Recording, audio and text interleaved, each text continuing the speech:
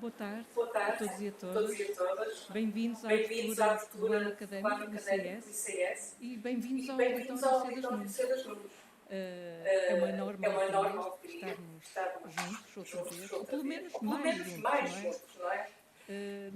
Não é ainda um regresso total à normalidade, mas precisamos de voltar ao presencial, de interagir, de partilhar ideias, debater ideias, principalmente aqui no ICS e não só à distância. Acho que neste momento é muito importante. É importante para as relações humanas, para a coesão das equipas e dos serviços. É importante para curar as feridas e as ansiedades do confinamento. E também para reforçar e propor a confiança. E é importante, sobretudo, para a ciência que produzimos, para o conhecimento e para a ciência, que exige diálogo, criatividade, conhecimento mútuo, cooperação, integração. Sem isso também não há ciência. Portanto, as dimensões sociais, institucionais, humanas são, como a pandemia nos mostrou, uma condição fundamental do bom funcionamento da ciência e das instituições científicas. Queria começar por cumprimentar os estudantes, os investigadores, os técnicos e funcionários do ICS, cumprimentar também os colegas e os estudantes de outras escolas e unidades de investigação aqui presentes, cumprimentar e agradecer aos investigadores do Grupo de Investigação Identidades que organizaram e coordenaram a palestra Sedas Nunes este ano, a professora Cristiana Bastos e a professora Susana Matos Viegas. E queria, claro, cumprimentar a nossa conferencista, por isso vou passar para inglês. Dear Professor Sarah Green, on behalf of ICS, I would like to welcome you to the formal opening of the academic year and to thank you warmly for accepting the invitation to be here. It's an honor and a pleasure to have you with us on this special day, and also for accepting to help us think about a crucial issue for Europe and the world today, how the meaning of Europe, in particular the location of Europe relative to the rest of the world, may be undergoing change. Thank you. It's an honor and a pleasure to have you with us, and also to have you with us at a time and on a day that is very special for ICS.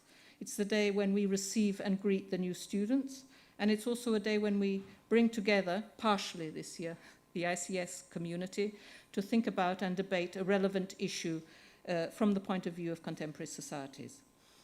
It's also a special day, as I was saying in Portuguese, because we are back together again, partially. Last year, the academic opening was all online, and you are here with us. But I think the pandemic crisis has also brought many additional challenges to us all as social scientists, challenges that we have to understand and interpret. The increased barriers to solidarity and democracy, the decline in social cohesion and mental well-being, the complexity of new ideological tensions, the implications of remote working and the digital transition, the changing boundaries between private and public spaces, and of course, as you well know, how all this differs according to location, according to place, according to the ways in which the meaning of place and belonging is generated beyond political boundaries. And your seminal work on the anthropology of border, spaces, and place, on the different ways of locating people, animals, and things in the world is certainly ever more important, not only in the context of environmental sustainability, but also in the context of the pandemic, because the pandemic crisis has altered the relations between places and peoples, affecting people's daily lives and well-being, affecting mobility and displacement, and affecting people's environmental, social, and political conditions and status. So we look forward to hearing you on the significance of the change between places and people, on how the relative value of being somewhere, in particular in Europe and also in Southern Europe, as you've worked on the Mediterranean, is changing and diversifying. As you say, and these are your words, daily life involves a density of multiple conditions, structures, regulations, environments, relations, and separations that generate many versions of what it means to be somewhere in particular. And these conditions change all the time. Por último, queria também dirigir uma mensagem especial aos estudantes, em 2 notas muito breves. Em primeiro lugar, uma palavra de entusiasmo e empenhamento para a realização das vossas teses de doutoramento, para a ciência que vão produzir. Fazer um doutoramento é um desafio exigente, que implica adquirir e pôr em prática competências teóricas e metodológicas, tratar e interpretar dados, treinar a escrita e a capacidade de comunicação, aprender a publicar. Mas fazer um doutoramento é também muito mais do que isso. É saber combinar autonomia individual e trabalho em equipa. É saber e aprender a praticar a dúvida sistemática que está na base do processo científico. É aprender a articular as temáticas e as disciplinas científicas. O que torna o processo de investigação mais desafiador é também isso, é o encontro do nosso objeto de estudo, da disciplina de onde partimos, com outros conhecimentos, outras ideias, outros questionamentos. E as respostas, o afinar dos resultados, alimentam-se também desse encontro. Por último, é aprender também a fazer pontes com outros coletivos, outros atores, organismos públicos, autarquias, movimentos sociais, empresas, que vão receber e apropriar-se do conhecimento produzido, projetando-o para a sociedade, para as políticas públicas, para a capacidade de construir respostas a problemas sociais emergentes, que não se colocam só no plano local e nacional, mas também no plano europeu e no plano global. A segunda e última nota, para vos falar muito brevemente do ICS. O ICS, enquanto laboratório de investigação, é o vosso primeiro coletivo de enquadramento que vos orienta do ponto de vista da prática científica, do que é fazer investigação, do pensamento crítico, dos desafios metodológicos e éticos, do diálogo com a sociedade. No ano letivo 2021-2022, temos pela frente um desafio adicional, o de responder ao impacto da pandemia no ensino, na investigação e no dia-a-dia de todos nós. É uma conjuntura que nos obrigou a experimentar novas formas de interação e de ensino, a reinventar métodos e técnicas de observação e inquirição, a estar atentos aos impactos sociais da pandemia na sociedade portuguesa e no mundo. O enquadramento situa-se, por isso, não só a nível dos estudantes e dos professores do vosso programa de doutoramento, mas também ao nível da comunidade ICS, ao nível dos grupos de investigação, dos outros estudantes de doutoramento, das infraestruturas do ICS, os observatórios, os arquivos, a biblioteca, as edições, dos seminários e das conferências, por exemplo, os seminários que tratam especificamente os problemas éticos da investigação. Para terminar, 2 agradecimentos e uma mensagem. Um agradecimento a todos os investigadores do ICS e dos técnicos que recolhem, acolhem, recebem, acolhem e formam os nossos estudantes. Um agradecimento especial aos serviços de estudos pós-graduados pelo trabalho incansável.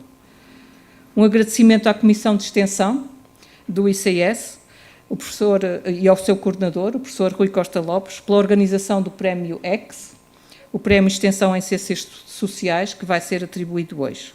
E para os estudantes, uma mensagem final de estímulo: pratiquem o pensamento crítico e criativo, cultivem a responsabilidade, a transparência, a partilha de saberes e de perspectivas, procurem equipas e orientadores que devolvam a iniciativa e a confiança. Contem com o ICS para vos dar apoio em caso de dúvidas e também nos problemas relacionados com a saúde e a segurança em contexto de pandemia. Esperamos todos juntos, investigadores que ensinam e apoiam, profissionais técnicos e administrativos, contribuir para que o percurso de doutoramento que iniciam este ano seja bem sucedido. Votos de um excelente ano académico. Muito obrigada. Thank you.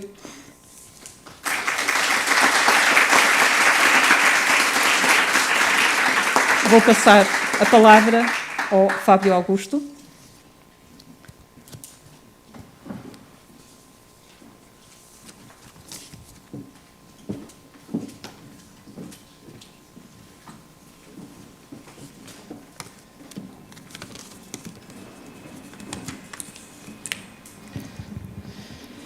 Então, muito boa tarde a todos e a todas.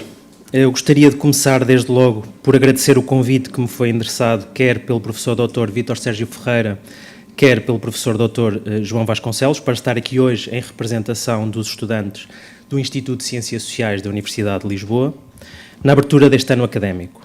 Gostaria também de referir que é com grande satisfação que participo neste evento de forma presencial. É muito bom poder estar outra vez com pessoas e começar a perceber que estamos aos poucos e poucos a regressar à normalidade, seja lá o que isso for para nós, os cientistas sociais. Estando aqui a realizar este discurso na qualidade de estudante desta instituição que agora nos acolhe, optei por direcionar as minhas breves palavras aos meus colegas, sabendo que me dirijo, sobretudo, a dois tipos de estudantes, nomeadamente aqueles que fazem parte do Instituto e aqueles que só muito recentemente chegaram ao contacto com o mesmo. Escolhi falar hoje justamente sobre aquilo que significa ou pode significar ser um estudante do ICS. E acreditem que esta distinção entre o que significa e aquilo que pode significar é relevante para aquilo que pretende transmitir. Pois ser um estudante do ICS implica naturalmente tomar diversas decisões. Por exemplo, sobre a forma como se enfrenta o curso, sobre as ferramentas teóricas e metodológicas que vão ser mobilizadas, sobre os métodos de estudo utilizados para enfrentar processos de avaliação, ou sobre a escolha dos vários softwares que cada vez mais estão presentes na nossa vida de estudantes e investigadores e que nos ajudam a tratar dados e os mais variados tipos de informações. Agora, além destas opções, todas elas sem dúvida importantes, o estudante do ICS toma também um outro tipo de decisões, relacionadas com a forma como pretende fazer valer o seu estatuto, o de estudante, bem como com a forma como se pretende relacionar com o ICS. Dependendo das escolhas tomadas, é possível encontrar várias modalidades de estudantes, digamos assim. Desde aqueles que por impedimentos externos ou por vontade própria se mantêm afastados da instituição, até àqueles que de forma proativa optam por ser membros ativos da comunidade ICS. Perante isto, apelo a todos os que puderem que se tornem membros ativos deste Instituto. Apelo, portanto, a que participem nos vários eventos científicos que são promovidos nesta casa. Desde os grupos de investigação, passando pelos grupos de leitura e pelos seminários onde se discute ciência enquanto se almoça, até às múltiplas conferências e congressos, participem. Apelo também a que participem nos órgãos de governo, participem na criação de listas, participem nos processos eleitorais e votem naqueles que consideram melhor representar os vossos interesses. Não deixem que os processos de tomada de decisão sobre questões que vos dizem respeito sejam tomadas sem o vosso contributo. Apelo também a que usem e abusem, entre aspas, de espaços como a biblioteca, as salas dos estudantes e o bar. Apelo a que convivem e que criem relações de amizade com os vossos colegas. No fundo, apelo a que aproveitem o ICS e tudo aquilo que ele tem para oferecer. Aproveitem os professores e investigadores da excelência, aproveitem os ótimos recursos físicos e digitais e aproveitem, acima de tudo, a familiaridade que tenho testemunhado nesta casa.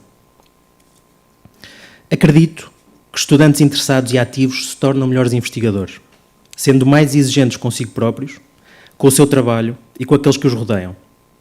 Acredito também que é este tipo de investigadores que permitem ultrapassar velhos e novos desafios que habitam na academia, como são a existência de uma visão mercantilista do saber, a inadequação dos atuais indicadores e métricas de avaliação da produção científica, a precariedade laboral na investigação, as práticas fraudulentas ou pouco éticas que são adotadas e os abusos de poder sob as mais diversas formas. Acredito que é importante dar passos largos no que diz respeito à mitigação destes e outros desafios e acredito também que estamos no local certo para o fazer. O ICS tem dado provas claras disso mesmo, sendo constituído por pessoas preocupadas em garantir a justiça, a igualdade de oportunidades, a transparência dos procedimentos científicos e não só, bem como em marcar a diferença na forma como o conhecimento é produzido e entendido. Como bem sabem, ou como bem saberão, são as pessoas que dão vida às instituições e, portanto, são as pessoas que as fragilizam ou empoderam.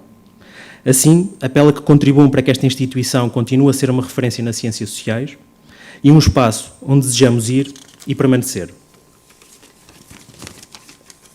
Num país onde as ciências sociais ainda são de alguma forma incompreendidas e remetidas para segundo plano, cabe aos seus cientistas fazer mais e melhor.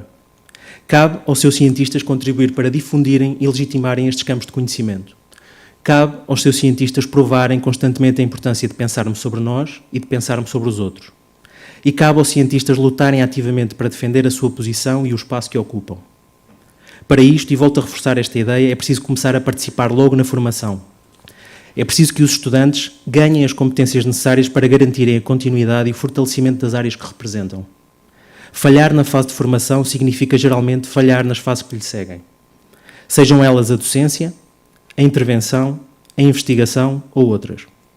Por isso, apelo a que sejam estudantes plenos e que adquiram o máximo de conhecimento no maior número de campos e áreas possível. Se é verdade que vivemos num país onde as oportunidades nem sempre abundam, também é verdade que vivemos num país onde existem instituições como a ICS que nos possibilitam construir um percurso rico em experiências académicas e científicas, e cabe também a nós, os estudantes, promover eventos de mudança e combater a apatia participativa que não raras vezes tende a caracterizar a nossa sociedade civil.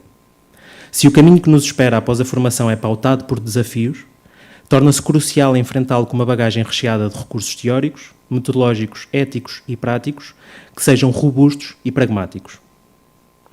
Para terminar, queria apenas trazer-vos uma das frases que eu mais gosto, que é a seguinte: vi como um danado.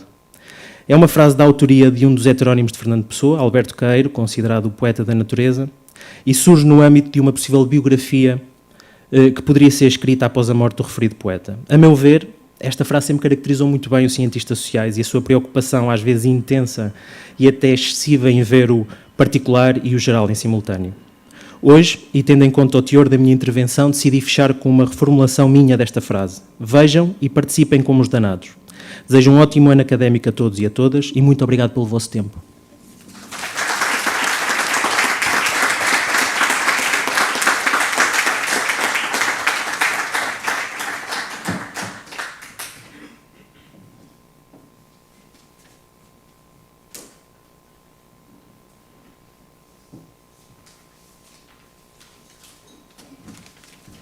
Olá, boa tarde a todos.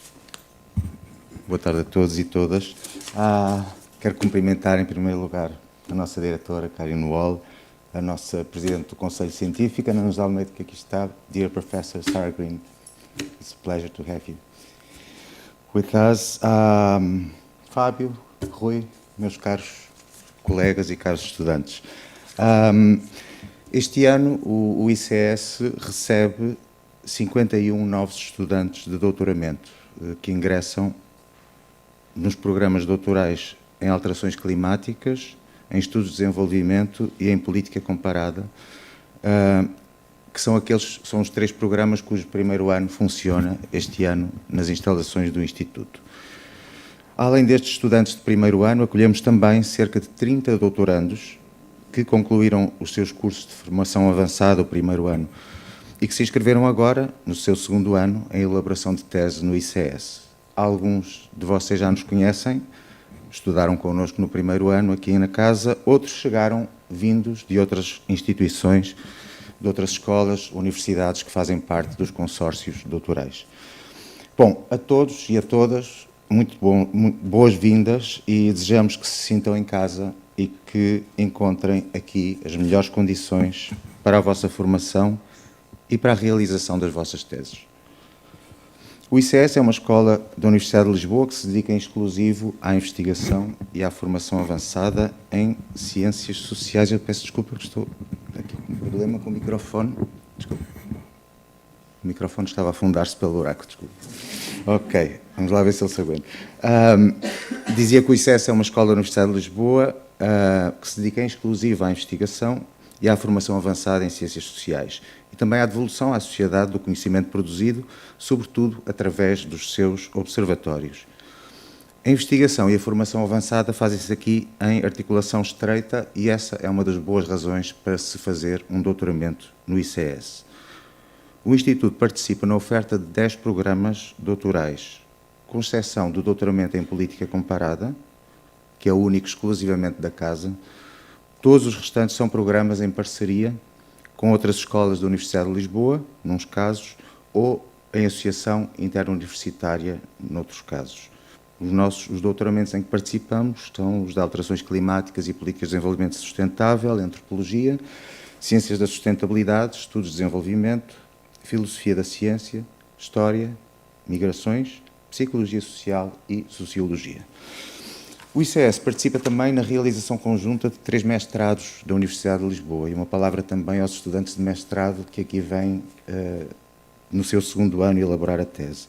São os mestrados em Cultura Científica e Divulgação das Ciências, uma parceria com o Instituto da Educação e a Faculdade de Ciências, o mestrado em Design para a Sustentabilidade, em conjunto com as Faculdades de Belas Artes e de Ciências e com o ISEG, e o mestrado em Estudos Brasileiros, em parceria com a Faculdade de Letras. O Instituto oferece também e incentiva os seus estudantes de doutoramento e mestrado a procurarem as escolas de verão e de inverno, que são cursos pós-graduados de curta duração e que proporcionam formação avançada em temáticas ou em métodos bem específicos. No total, temos neste momento inscritos no Instituto cerca de 180 estudantes de doutoramento, de várias nacionalidades, e vocês são uma das maiores riquezas deste Instituto. Os que chegam agora pela primeira vez estão aqui a iniciar uma aventura que durará 3 ou 4 anos, consoante os planos de estudos, os cronogramas dos vossos doutoramentos, e estão aqui para iniciar uma maratona, que é isso que é fazer um doutoramento, uma prova de resistência, uma prova de fundo. Como acontece em qualquer prova, é connosco que estamos a competir, não é com os outros. Os vossos colegas são os vossos companheiros de jornada. Para o sucesso de cada um, é muito importante que se conheçam, que se troquem ideias e experiências, que se apoiem mutuamente. Quero aproveitar esta ocasião para vos dar meia dúzia de conselhos gerais, que valem o que valem, e sabendo de antemão que é muito mais fácil dar conselhos do que segui-los. Primeiro, a vossa meta deve ser uma interrogação que tragam sobre o mundo que vos envolve. A maioria de vocês trará já consigo a sua interrogação, a sua curiosidade, a sua vontade de saber mais sobre o que quer que seja. Encontrarão aqui no ICS toda a liberdade e todo o estímulo intelectual para desenvolver a vossa vontade de saber. Essa interrogação que trazem convosco irá transformar-se depois num objeto de estudo inteligível e original no quadro da disciplina científica ou na área de investigação em que estão a trabalhar. O desenho teórico e metodológico da vossa pesquisa tem depois de levar em conta também o tempo de que dispõem para a realizar. Para chegar à meta, é preciso estabelecê-la com realismo à partida. E depois é preciso aprender a manter o ritmo, a definir etapas e objetivos intercalares, a dosear o esforço para conseguir chegar ao fim. Definam com os vossos orientadores os vossos prémios de percurso, um capítulo entregue, um artigo proposto para publicação, um paper apresentado numa conferência. Tenham tempo também para vocês e para aqueles de quem gostam. O descanso e a companhia são tão importantes como o trabalho. Não deixem que o doutoramento colonize toda a vossa vida. E peçam ajuda sempre que precisarem.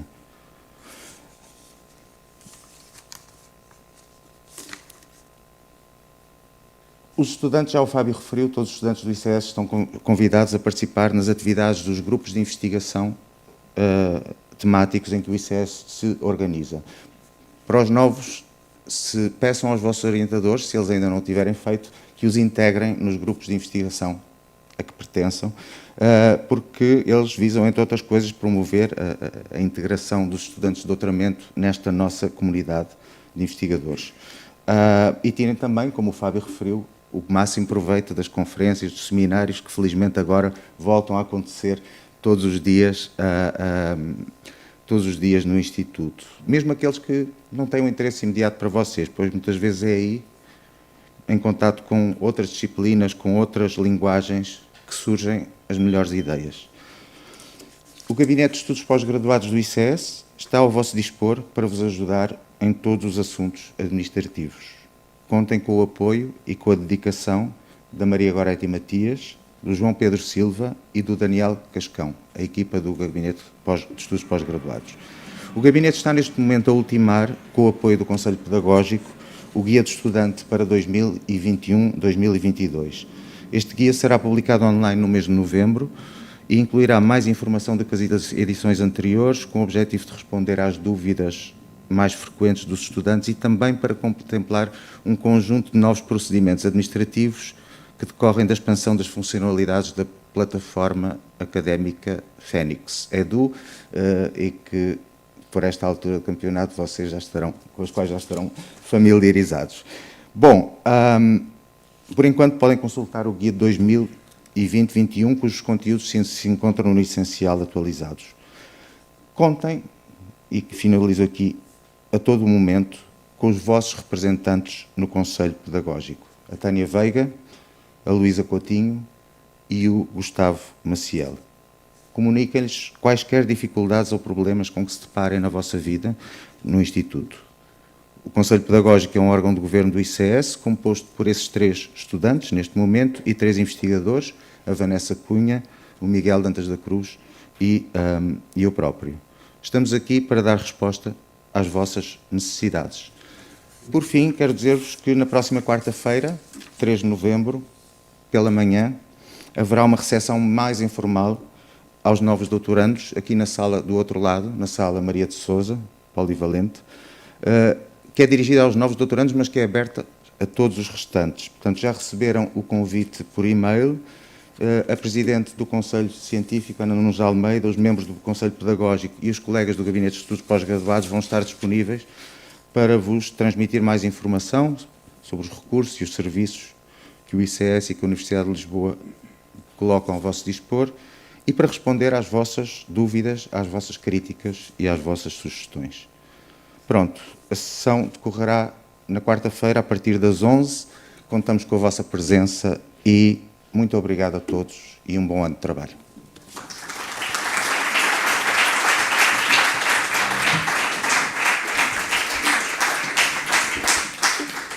Obrigada. Vou dar a palavra ao Rui Costa Lopes para a apresentação do Prémio X. Muito obrigado, muito boa tarde a todos os presentes e aos que nos ouvem remotamente. Sem desprimor para os nossos telespectadores, é ótimo poder voltar a falar para uma sala cheia de pessoas e a rever colegas que já não via há muitos meses. Eu estou aqui na qualidade de Presidente de Júri do Prémio Extensão em Ciências Sociais, também conhecido no mundo inteiro como Prémio X. E antes de anunciar os vencedores, eu vou deixar aqui algumas palavras de enquadramento sobre este prémio. Este prémio foi criado em 2019, teve a sua primeira edição em 2020 e surgiu com uma preocupação que foi uma maior aposta por parte do ICS no eixo das atividades de extensão. E surgiu com o objetivo de valorizar as atividades de extensão inovadoras por parte de qualquer investigador ou estudante do Instituto de Ciências Sociais. Tal como na primeira edição, também este ano, este prémio é atribuído em 3 categorias. A categoria A para distinguir atividades mais de comunicação e divulgação científica. A categoria B é para distinguir atividades de extensão com a comunidade, também chamado de engagement. E uma categoria U, uma categoria única, para distinguir atividades lideradas por estudantes, seja ao nível da divulgação, seja mais ao nível do engagement. Então, nesta edição, tivemos 13 candidaturas, foram submetidas 13 candidaturas que foram avaliadas por um júri constituído este ano pela Idalina Sanches, pelo João Vengorovis Menezes, pelo José Vítor Malheiros, pela Marta Lourenço e presidido por mim, por inerência, por presidir a Comissão de Extensão do Instituto. Eu devo dizer, antes de anunciar os vencedores, que o júri se pronunciou de forma unânime sobre a qualidade muito elevada, em geral, das candidaturas apresentadas. E, por isso, isso dificultou o trabalho do júri e, por isso, quero dar os parabéns a todos os responsáveis por candidaturas submetidas este ano. Vou então anunciar os vencedores por categoria. No caso de termos os vencedores presentes na sala, eu convidava-os a subir ao palco apenas para receber o diploma dessa distinção. Na categoria A, o júri decidiu por maioria atribuir o prémio à candidatura Withering Refuge, filme-artigo da responsabilidade de Pedro Figueiredo Neto, por potenciar a divulgação e reflexão do conhecimento científico através da utilização de formatos multimodais que alargam o espectro do conteúdo que se transmite e o universo de pessoas a quem se dirige. Muitos parabéns ao Pedro. Eu sei que o Pedro não está presente.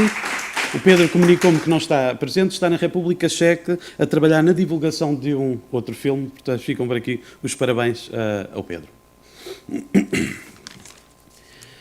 Ainda nesta categoria, o júri decidiu também por maioria atribuir uma menção honrosa, que foi atribuída à candidatura Plantas que Produzem Pessoas, um vídeo da responsabilidade da Cristiana Bastos, que acaba de ser surpreendida, da Marta Macedo e a Maria Concheta Lobosco, pela simplificação da mensagem, sem compromisso do conteúdo e do rigor. E, se a Cristiana não se importar, vem aqui ao palco receber o diploma da menção honrosa em nome das 3 colegas.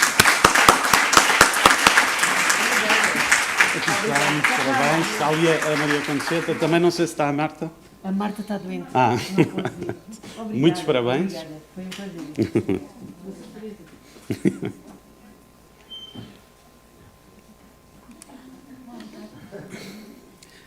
Na categoria B, o júri decidiu atribuir por maioria também o prémio à candidatura Plataforma Digital sobre Igualdade de Género e Orientação Sexual, da responsabilidade de Vanessa Cunha, Susana Atalaia, Rita Bento Correia e Leonor Betancourt Rodrigues, pela coprodução efetiva de conhecimento e comunicação, envolvendo stakeholders na criação, discussão e divulgação de uma plataforma dirigida a um universo muito alargado de jovens, professores e famílias. Vanessa, sei que está presente, está aqui.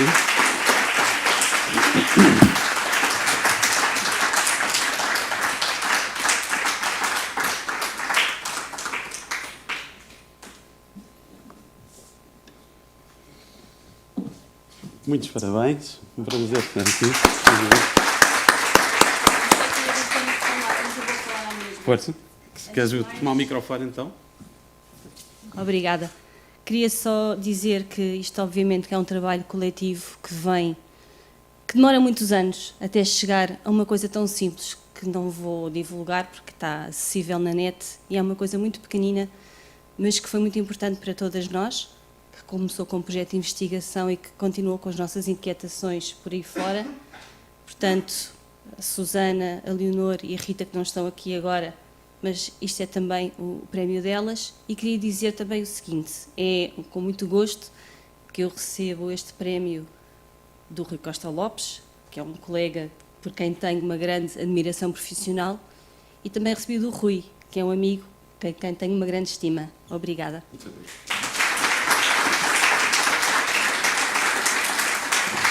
Já perceberam porque é que foi a única pessoa que teve direito a dizer palavras, portanto.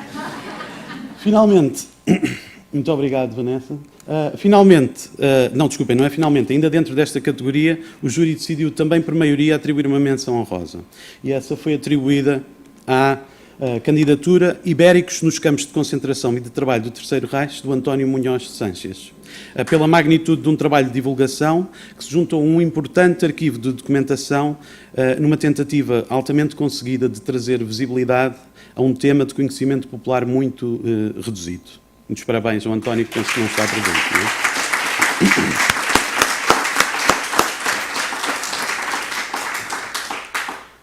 Agora sim, finalmente, na última categoria, na categoria única dos estudantes, o júri decidiu, por unanimidade, atribuir o prémio à candidatura Galeria das Experiências Obstétricas, Divulgação de Pesquisa de Doutoramento, da Ana Catarina Barata, por manifestar uma orientação intrínseca, global e cuidada para com as atividades de extensão, a preocupação essa transversal a todo o trabalho doutoral. Muitos parabéns à Catarina.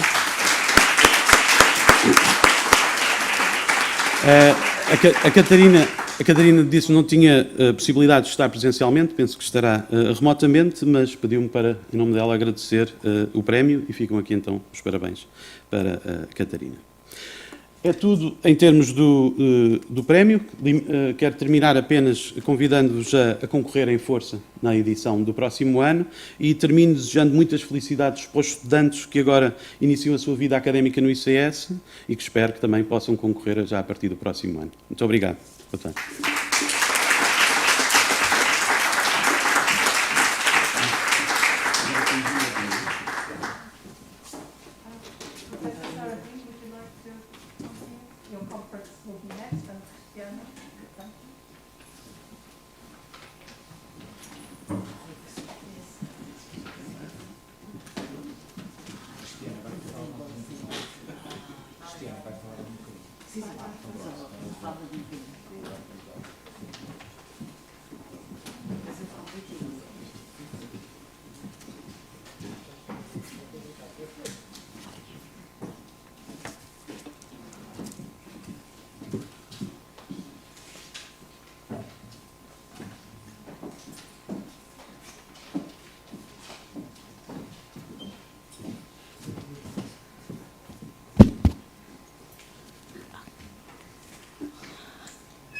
Olá, boa tarde, obrigada a todos e todas. Eu ainda estou em choque com a minha surpresa de um trabalho que foi tão giro de fazer e agora foi reconhecido, mas não vou falar disso, claro.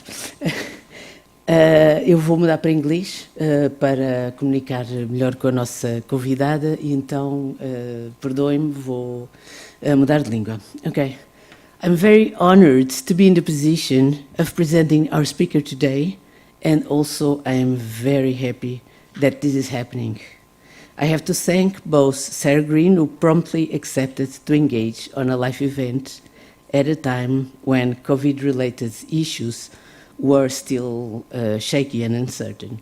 And also, of course, our intrepid director, Karin, who took the rightful decision to have the Palestra Sedas Nunes as a live event this year against many odds. So thank you both and thank you all.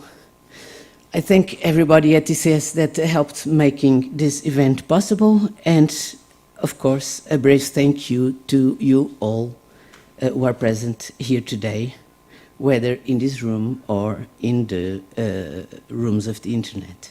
To the incoming students, to the advanced students who endured life under COVID, to the researchers and staff members of ICS, I wish you a fruitful, happy and rewarding academic year.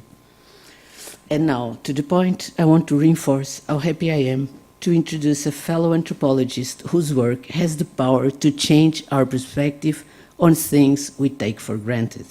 Borders, for instance, places, locations, geometries, maps, belonging, and others, you'll see. After listening to her talk today, I think we will all get an expanded, nuanced and complexified understanding about not only borders, places, locations and regimes, but also about Europe, another instance that we generally take for granted. This is valid for all of us in the social sciences, and I'm doubly delighted that a fellow anthropologist can bring in such good analysis for our common endeavor as social scientists. Let me briefly introduce you to the speaker, Sarah Green. Taking her proposal in a very simplified, crude, and slightly irresponsible mode, my fault, I would say that her biography is itself a good example of cross-Europe locations and relocations. Born in the UK, grown up in Greece, studied in the UK, lived in the US, also in Italy, got a PhD from Cambridge, started there as her stellar academic career, continued at the University of Manchester and moved into the current position of full professor at the University of Helsinki, Finland, and learned the language and is very competent at that, Finnish from all languages. Along the way, she served the academic community in multiple roles, on top of her extensive bibliography, and which is on a range of issues. Of her roles as a researcher, professor, and mentor, she also served as an executive member and then president of the European Association of Social Anthropologists, while also taking several roles at the largest anthropological association, which is the AAA, the American one. She also is the president of the Society for the Anthropology of Europe. Europe is thus, for our speaker, a matter of constant reflection and intellectual elaboration. We are lucky enough to be able to discuss all aspects of that elusive instance later on with her today. To finalize, I would like to underline that Sarah Green's innovative perspectives on place led her, and place and other matters, led her to her current project, Cross Locations, awarded with the ERC Advanced Grant that allowed a number of younger researchers to conduct fieldwork across several Mediterranean locations and collectively elaborate innovative concepts, theories, and modes of communicating findings with larger audiences, such as through exhibits and diverse visual supports. I hope that Sarah allows us some amount of time to go through her findings and experiences. For now, the word is hers, and I invite you to welcome Sarah to our yearly moment of Sedas Nunes talk in the Sedas Nunes auditorium and through the internet waves. Thank you.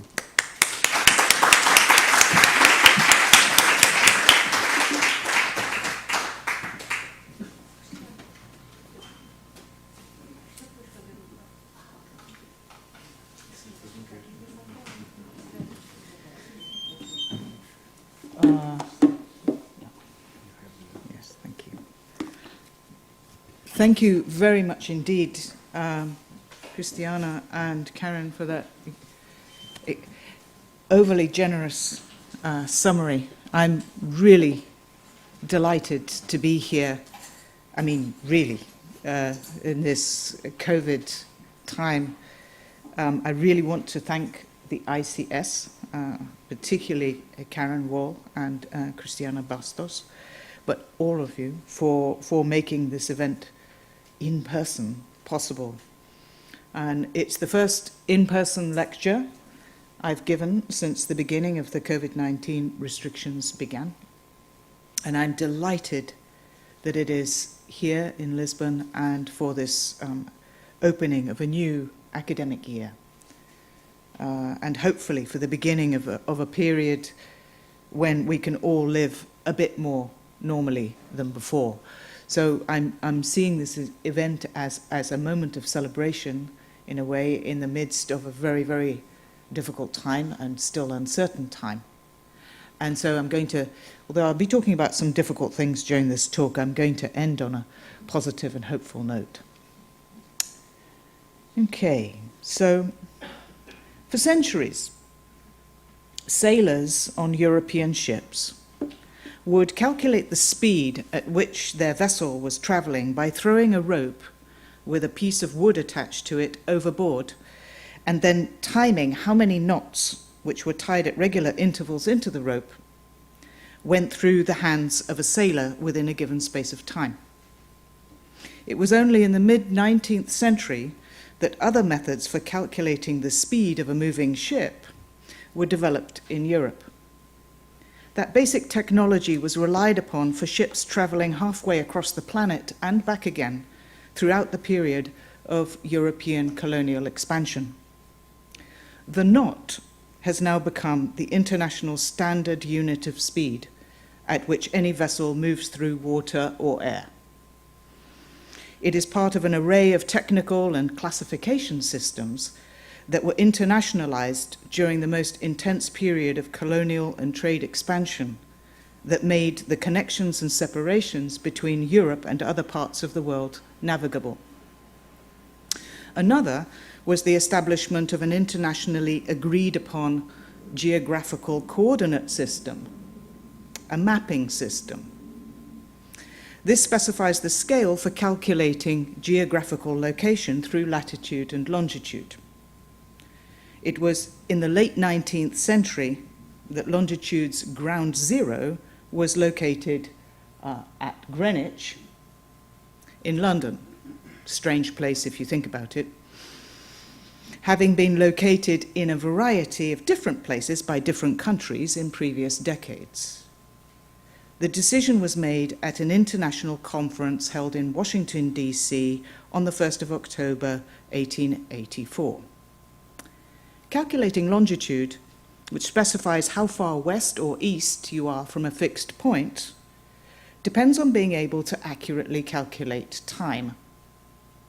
That problem was solved by an English watchmaker called John Harrison, who in 1730 finally developed a clock that could show accurate time on a ship, despite constant changes of temperature and constant vibration and shaking that happens on ships.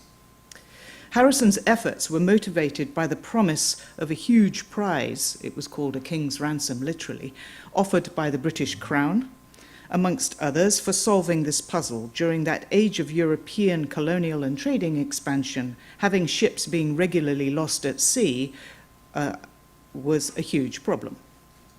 Now, that period of European expansion led to the development of many other gadgets, techniques, and classification systems, and these would later become the globally accepted standards, and they're still the standards that we live with today. E.P. Thompson famously focused on the way these technical transformations, many of which depended on being able to accurately measure time, upended the lives of millions of people in England that led to the adoption of a new time and motion logic that governed literally every minute of everyone's day in that country. Factory timetables and train timetables depended on both accurate clocks and standardized time, so that the time in London would be the same as the time in York. In passing, Thompson mentioned the maritime chronometer invented by John Harrison in 1730, the one that helped ships avoid getting lost. But Thompson's focus was working life in England, so he did not comment on the subsequent transnational standardization of time, speed, and location. Although there are many ways to understand and calculate time and space, and Thompson drew on anthropology, for instance, to outline a few alternatives, the internationally agreed standards, the ones used to move ships, planes, and trains across the globe, are still based on those techniques, gadgets, and classifications that helped European colonizers and traders in the 18th and 19th centuries to efficiently carry out their travels. Of course, many of those techniques had developed over centuries across different parts of the world. It was not only Europeans who created these gadgets and standards in the first place. That was a collective effort, as it were. However, it was the Europeans' preferred techniques that ended up being the internationally agreed ones. In that sense, the 18th and 19th centuries ushered in a period of technical and/or practical universalism, one that is still current today.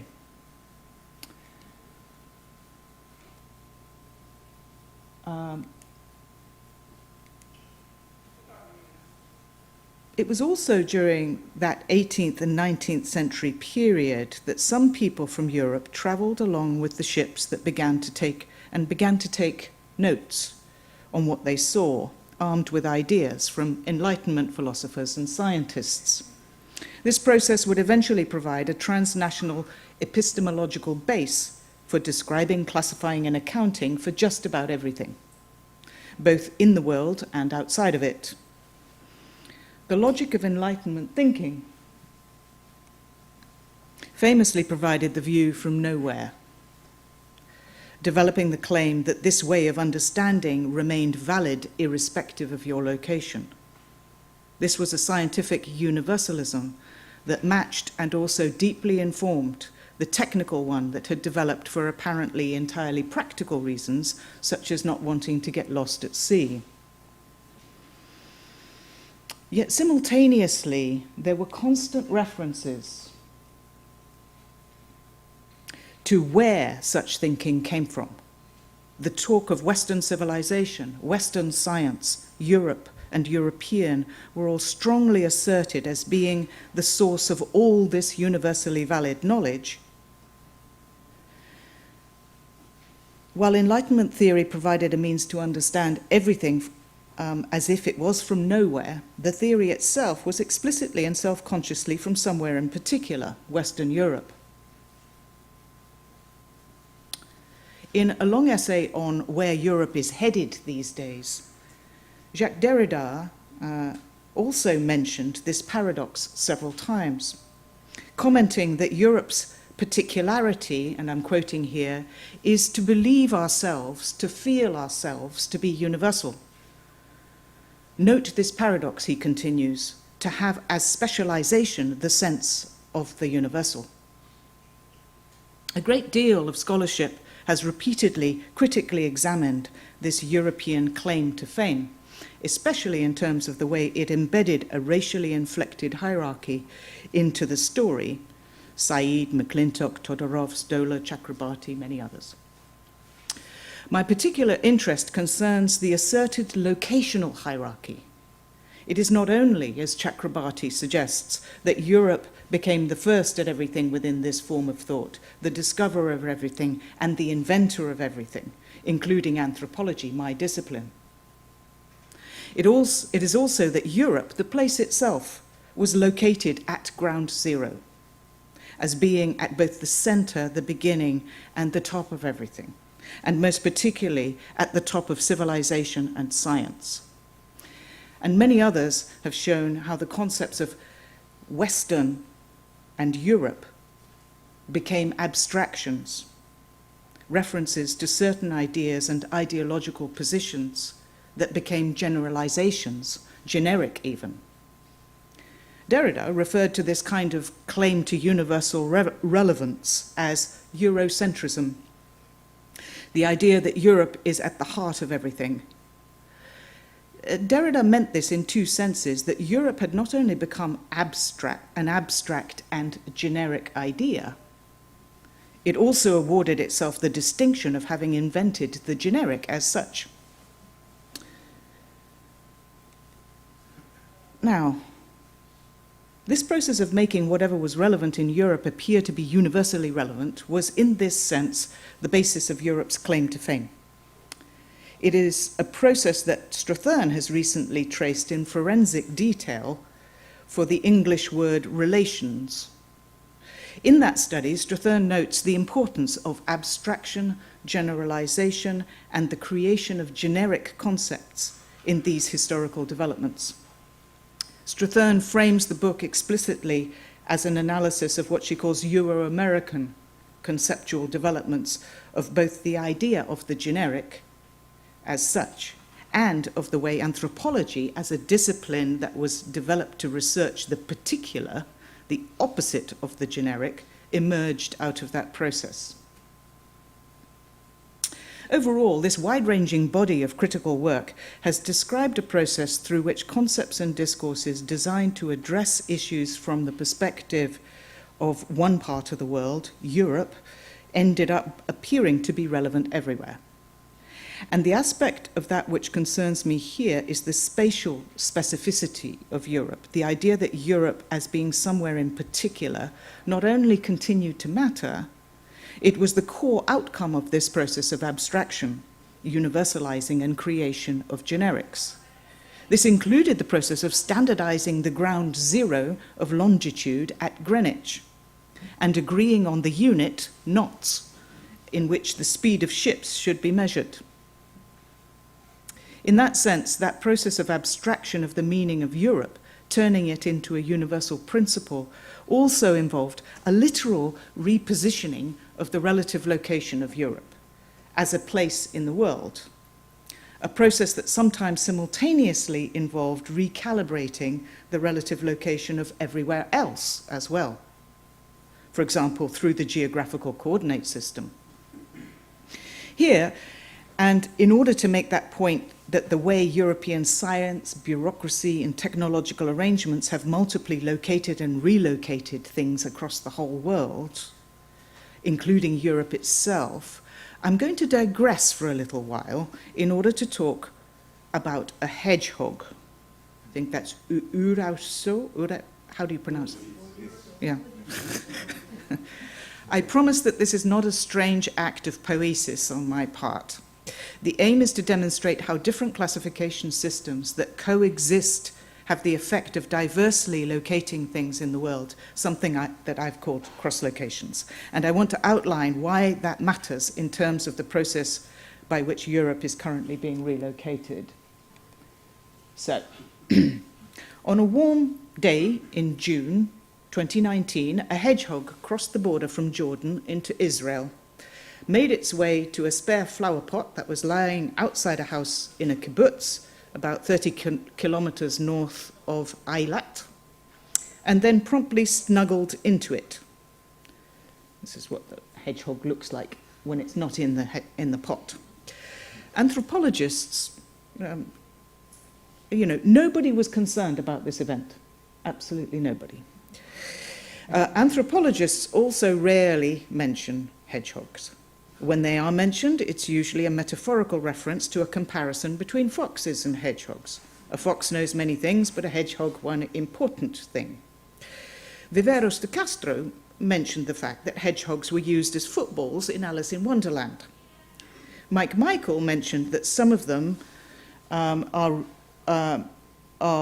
up as roadkill, and he had that as research about that. Now, although these references only mention hedgehogs in generic terms, it's almost certain that the animal they had in mind is the European hedgehog, named Erinaceus europaeus, within the Linnaean taxonomic system. That's the European hedgehog. There are currently 17 types or species of hedgehog listed within that system, subdivided into 5 genera. I won't name them. Yet almost all references to hedgehogs in Euro-American literature, including Beatrix Potter's Mrs. Tiggywinkle, actually mean Erinaceus europaeus, this guy, EE for short, rather than any of the other 16 species. This is not surprising, as this guy was the original model for the generic idea of hedgehogness, as it were. Linnaeus himself named EE in 1758. Thereafter, probably found one in his back garden or something, thereafter all animals found around the world which were deemed to be sufficiently similar to EE, according to the criteria set out by the Linnaean taxonomic system, were classified as belonging to the same group. The family Erinaceae, which also includes moon rats. They look like hedgehogs but have no spines. And the subfamily Erinacinae, named by Gotthelf Fischer von Waldheim in 1814, which contains only hedgehogs. The taxonomic system is all about establishing similarities and differences that make a difference within the logic of Linnaean taxonomy. That logic also draws strongly on certain understandings of location in its classification practices, particularly through concepts of indigeneity, habitat, and niche, in what one critical animal geographer referred to as a gigantic act of enclosure. The hedgehog that crossed the border from Jordan to Israel and nestled into a flower pot in a kibbutz on a warm sunny day in 2019 was not an EE hedgehog, but an example of one given the taxonomic name Paraechinus ethiopicus. The name is a little misleading, as Par's listed habitat covers most of North Africa and all of the Arab world. She is not indigenous to Ethiopia at all, but perhaps Christian Gottfried Ehrenberg, a German naturalist who classified Paraechinus ethiopicus in 1832, following a scientific expedition to North Africa and the East Mediterranean in the early 1920s, thought that was close enough. But Pa, for short, hedgehogs, certainly live in Jordan, and on that day in June, one of these little creatures walked across the Jordanian border to an Israeli kibbutz, which is, by all accounts, quite a common occurrence for hedgehogs to do. The point of that lengthy technical description of a non-event was to outline an example of the contingent process of describing locations. In this case, a hedgehog that was on the move. I provided 2 ways to understand the meaning of that animal's place in the world. First, I relied on the Linnaean taxonomic system, which embeds within it concepts of habitat, niche, and indigeneity. And second, I described Pa travelling across a state border, drawing on modern state territorial border logic. And the key issue here is that these coexisting classification systems which locate things differently, state borders, animal habitats, do not necessarily cause conflicts, even when they overlap in the same geographical spaces. They can exist in parallel. It made no difference for the hedgehog that the particular political border she crossed on that day had been through a number of transitions during the 20th century. British, French, Palestinian, Egyptian, Jordanian, and Israeli interests jostled for space around there at various different moments and with varying degrees of violence. For For the hedgehog, none of that had any effect on her ability to cross the border. Nevertheless, all of that political activity was quite significant for that hedgehog's naming and the classification of her location, including the probably incorrect assumption that she was from Ethiopia. European involvement in and agreements concerning this region made it not only possible for naturalists such as Ehrenberg, I think I have a picture of him. Yeah, these are the areas. That's Ethiopia, and that's where Pa was found. And yeah. So, what I was saying about Ehrenberg, it made it possible for Ehrenberg to travel to the region in the 1820s so he could collect specimens of this hedgehog. In addition, the whole idea of going off on exhibitions to discover, expeditions to discover and things and classify things according to this logic also provided the motivation and resources for Ehrenberg to do so. Ehrenberg collected all kinds of samples, both of plants and animals, and then returned to Europe to analyze, sort, and order them. And then he gave them Linnaean taxonomic names. In the 19th century, there was a huge competition between European scientists to describe, classify, locate as many of new living things as possible. The definition of new here being that an identifying living thing in the world had not yet been given a Linnaean taxonomic name. Now, it's important to note that this Linnaean taxonomic system was challenged, even though these challenges did not stop that system from being globally adopted. Let me see if I can find, no. Rousseau went out of his way to challenge it. And perhaps most famously, Goethe questioned the whole underlying premise of Linnaean taxonomy. Rather than rely on a static system of fixed similarities and differences, as Linnaeus did, Goethe began from the premise that all living entities are constantly in a process of transformation and change, so that a static classification system of natural things was actually wrong-headed. In any case, the historical and epistemological contingency of these descriptions makes it clear that it could have been otherwise. There have been other ways to classify and organize political and legal territoriality. There have been other ways to understand hedgehogs and their habitats. Despite this contingency, Paraechinus aethiopicus is now the formal taxonomic name of that type of hedgehog, and the same Latin name is used throughout the world in all languages, irrespective of whatever she is called locally, and irrespective of how people in the area might classify her, how they might understand her relation with the local area, or how they might understand her character, her hedgehogness, as it were. And the border between Jordan and Israel that Pa crossed is a political border that belongs to an historically specific way to classify territory and establish political and legal powers over particular parts of the earth, and one that is currently the internationally agreed standard for doing so. I'm going to be done with hedgehogs soon, I promise.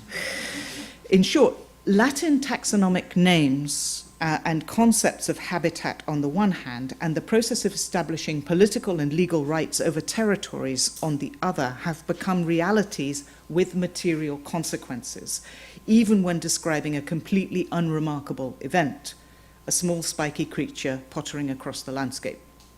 That landscape is crisscrossed with a variety of ways to classify both the place and the creature, which connect them to and disconnect them from other places and other times, in the power-inflected way described by Hertzfeld as the global hierarchy of value, and by Wilk as a global system of common difference. Both Hertzfeld and Wilk refer to the idea that while there is a claim to universal global value in each system, the source of the logic that defines that value system has quite specific historical and geographical origins. Still, neither of these locating systems encompass everything about a location. And however powerful a particular locating logic might be, it coexists with other classifications that define the location differently, and that matters. Now, I'm going to return to the question of the relocations of Europe. First, by taking a brief look at somewhere that is ambivalently on the edge of Europe, the Mediterranean.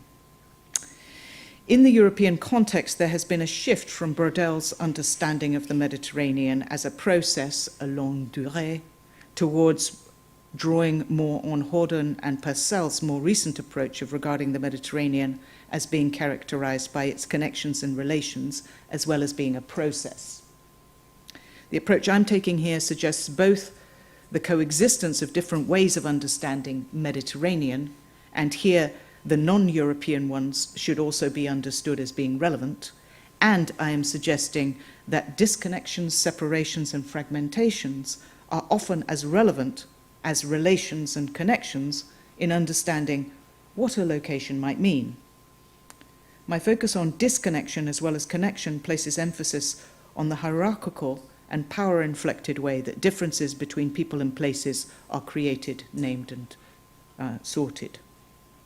The example of coexistence I just gave was hedgehog taxonomies and political border regimes, though there are others as well. For example, ecosystems researchers have linked together parts of the world that have Mediterranean-type environmental conditions, which includes parts of Chile, California, and Australia.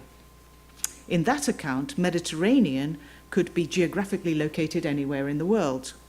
So long as certain ecological conditions are present, it is a Mediterranean location. The historically contingent issue there is to note that such ecosystems are called Mediterranean type rather than, for example, Californian type ecosystems. Just as the first hedgehog to be taxonomically classified was a European one, the Mediterranean ecosystem provides the model for the rest of the world. Returning very briefly to this hedgehog, the hedgehog's Mediterranean location is a rather small and not very explicit part of her story. Although she is found in many areas that are described as being Mediterranean geographically, the bulk of her designated habitat covers almost the entirety of the Arabian Peninsula, all of Jordan, some of Syria and Iraq, and the Western Sahara, plus a small population further south in Sudan, none of which includes the geographical Mediterranean. And in practice, she is not actually classified as a Mediterranean animal. Her most common non-Latin name is desert hedgehog. The desert is the kind of environment that also straddles the border between Mediterranean and that which is not Mediterranean. Desert points towards what Hertzfeld calls a tug of war between imagining Mediterranean as the birthplace of Western civilization at the same time as being fundamentally Middle Eastern. The hedgehog is somewhere in between there, and perhaps significantly, her habitat does not include anywhere in the North Mediterranean, the part often referred to as Southern Europe. Here it's worth briefly noting the well-known hierarchies involved in evoking the word Mediterranean, ones that assert and ascribe a sliding scale of relative values to different parts of the Mediterranean, and which clearly distinguish between the locations that surround the Mediterranean area, North Africa, Southern Europe, and the eastern shores, which are variously called Mediterranean, East Mediterranean, Near East, and Middle East.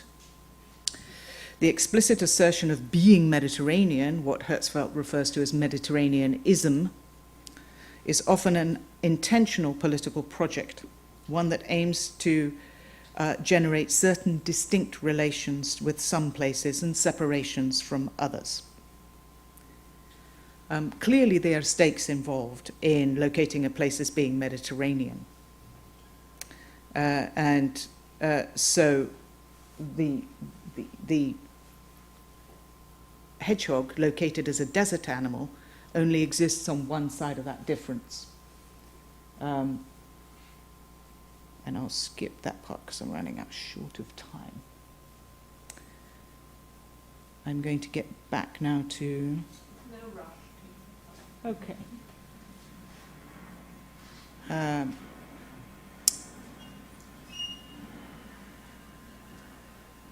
There are stakes involved in being Mediterranean, which in Israel, for example, requires some deliberate performative effort to balance the desert against the vineyards. As noted by Hirsch in her study of the development of a hummus cult in Israel, this does not necessarily entirely mean rejecting the Arab world, but it does require generating a clear separation, a difference that makes a difference. The hedgehog as a desert animal exists only on one side of that difference, yet as a hedgehog she is classified as belonging to a family of animals, which is also entirely belongs to the other side, the other species of hedgehogs, and particularly the European one that Linnaeus himself named. In that sense, that desert hedgehog can be located in the heart of the Mediterranean. By being labelled a desert hedgehog, she's being distinguished from the European hedgehog, but she belongs to the same family, literally, as the European hedgehog. It depends on the locating regime you're using in and how you read it. Now, it's worth noting here that there's an increasing trend amongst radical animal geographers to remove the nature-culture border between cities and countryside, and insist that cities are also, normally and as a matter of course, wild animal habitats. There's a lot of literature here on zoos and gardens and other ways of classifying the difference between nature and culture and how to locate it. And interestingly, Iris Braverman has done a study of 3 zoos separated by 3 different kinds of border regime in Israel-Palestine. Braverman demonstrates a deep level of intertwining of political, religious, and classificatory logic that plays out in the relations and separations between these zoos. And the work of radical geographers such as Walsh and Braverman argues that 18th and 19th century scholars were strongly influenced by the idea of the human-animal distinction, a distinction that some argue has been crucial to Euro-American ideas of both civility and sovereignty.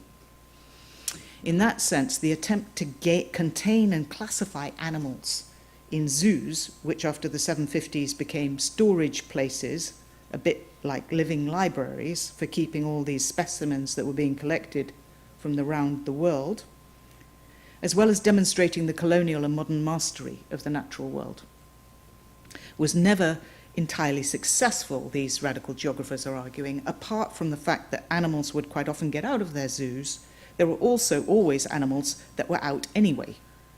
These borders were never intended for the animals as such. So in this current period, the globe remains hierarchically ordered in a way that has serious material and conceptual effects. The borders imposed between one part of the planet and another are not only political, scientific, and conceptual, as well as being subdivided by major organized religious institutions and by financial, legal, and infrastructural, not to mention linguistic, borders. They are also governed by transnational technical standards and regulations. Some have argued that the capacity to standardize, especially when combined with industrialization and capitalist logic, takes the idea of the generic to the extreme, in that large-scale production, for instance colonial plantations, and industrial processes provide an almost infinite capacity to produce more of the same, apparently disconnected from the particular characteristics of the places where things are made and separated from the people who make them. Still, Europe remains somehow somewhere in particular. So now I'm returning to my main point, to Europe and its relocations. The particularity of Europe, its success in creating the generic and universal systems for classifying things and their places in the world, while generating a sense of being somewhere in particular in itself as Europe, is especially clear in my own discipline, anthropology.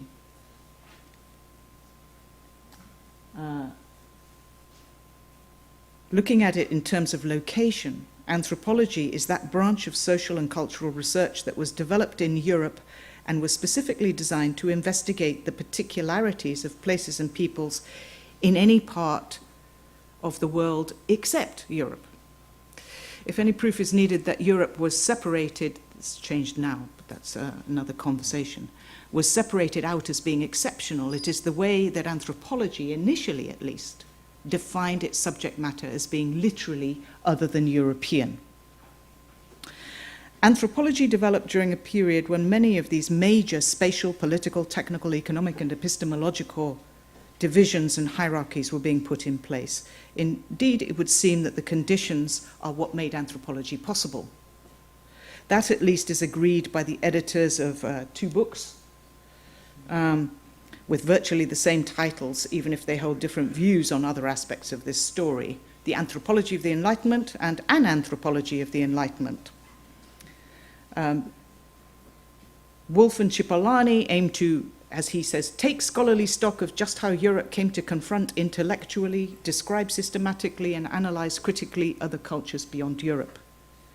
On the other hand, Rapport and Wardle state that their volume focuses more narrowly on the moral sentiment within Enlightenment thought, and on how some forms of Enlightenment thinking not only provided a way to study and understand the diverse peoples of the world, it also offered a means to understand the individual human being as a basic building block of society.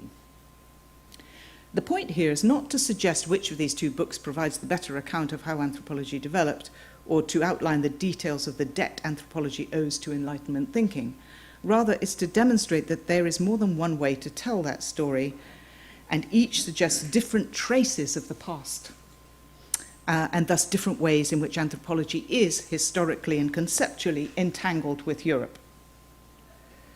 To return for a moment to Derrida's essay on where Europe is headed, Derrida wondered whether to use the collective personal pronoun we in referring to Europe and Europeans. Derrida is drawing attention to the way that there has always been an open question about where Europe is located and who we Europeans might be, because there is within the idea of Europe ambiguous accounts of that. Derrida draws on his own experience of having been born in Algeria, a place outside Europe, while it was under French colonial control, and how he later became a naturalized French citizen, and, he says, undoubtedly a French intellectual. This means, Derrida suggests, that he must be both European and also not European through and through. Derrida uses we to refer to the generic we, the we that covers up such instabilities and ambiguities and creates a clear line between that which is Europe and European against that which is not Europe and that which is not European. Derrida explicitly states that he is deliberately using we Europeans in much of his essay only to return to I towards the end, in part to make explicit that what we conceals an underlying ambiguity, something that in practice is simultaneously itself and other than itself. As a philosopher, Weber, who was analyzing this essay, said, Europe is constantly tending to go beyond itself, which is to say beyond its given borders. It is a continent always on the verge of becoming incontinent, of exceeding its limits, whether through colonial expeditions, interventions, annexations, external or internal wars, or through political, social, and cultural changes that would leave it unrecognizable. And so I've shown this map quite often of how the border system of Europe, this is a map of EU overlapping border systems. Borders are not supposed to overlap really, but they do in the EU. And the way that this has changed is made rather obvious there about how this has changed. And then also, this is one example. There are many also, I know, that involve Portugal, but this is usually where people think Europe is geographically located, and that is Martinique, which is part of the European Union. So that the way that even geographically these locations get messed around is very clear. It's important to remember that Derrida was a philosopher, not an anthropologist or a social scientist. His work was focused on the history of European concepts and their implications, and he was writing in the context of a discipline, philosophy, that has been working on establishing universals for a couple of thousand years. The essay was considering Europe today, because he was asked to comment on that topic at a time when a lot was changing in Europe, most specifically the breakup of the Soviet Union. His comments about the invention of universals were directed towards debates in philosophy and towards those who asked him to comment on what the future of European democracy might be. His point was that Europe as an idea has a history, and that history is a constantly changing course. The title of his essay, L'autre cap, the other heading, was explicitly borrowed from navigation to evoke the idea of movement that has an orientation, that is heading somewhere, and that could and does change course. Throughout the text, Derrida emphasizes the entanglement of ideas that are implicitly or explicitly mutually contradictory, so that the direction, deliberate and directed as it may be, is never as certain as it seems. There are always other directions that could be taken. That reference to directionality and its relation to European thought is echoed in Strathern's exploration of similar themes, but in an anthropological rather than philosophical mode, through her study of the word relation in English. Early in the book, Strathern notes that the word relation, and I'm quoting here, referred to what was carried back to someone in the past in a reply or report, and that it also meant to make a motion, as in a proposal, or narration, creating a story, to relate a story, for example. Medieval philosophers used the word to mean concrete inclination towards something, a disposition, directionality, order. That meaning of relation having a heading, a directionality, Strathern suggests, was embedded in the classical concept of relation before it changed course, as it began to be appropriated during the Enlightenment period for other purposes, and in particular, a reference to some kind of link between separate entities. This idea of separating things out so as to compare them as a means to generate knowledge was created during the Enlightenment, she suggests. Rather than being an orientation towards something, the word relation began to take on the characteristic of being an imaginary line in between things. People, units of data, beings, whatever.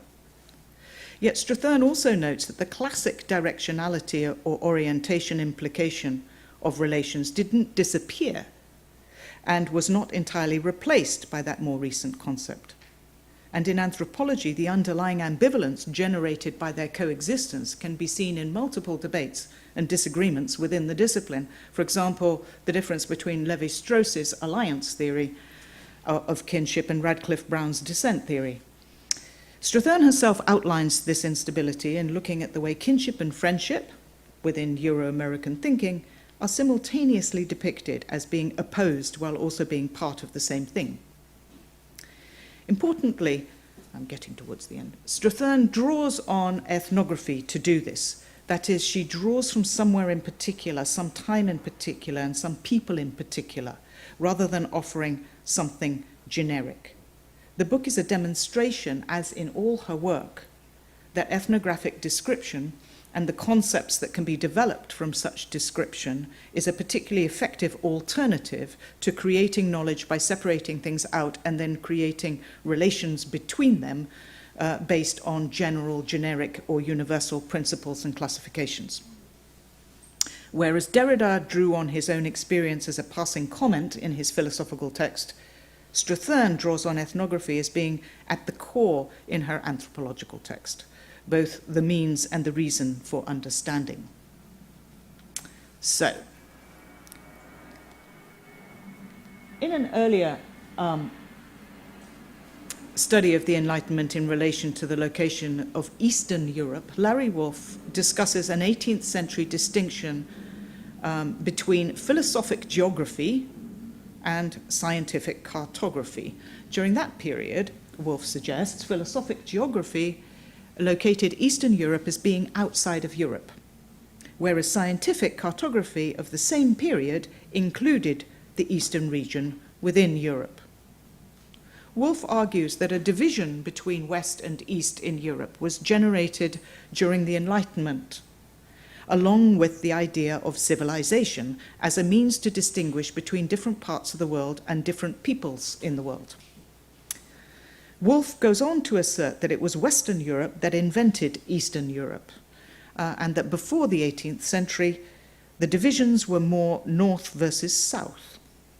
Yet Wolff also points out the coexistence of a contrary view developed out of the same Enlightenment thinking that would place the entire region, east and west, within Europe. There was, as he put it himself, room for ambiguity. That is a simple illustration of the coexistence of divergent ways of classifying some of the spaces of the European region, even from within the same conceptual and ideological pot.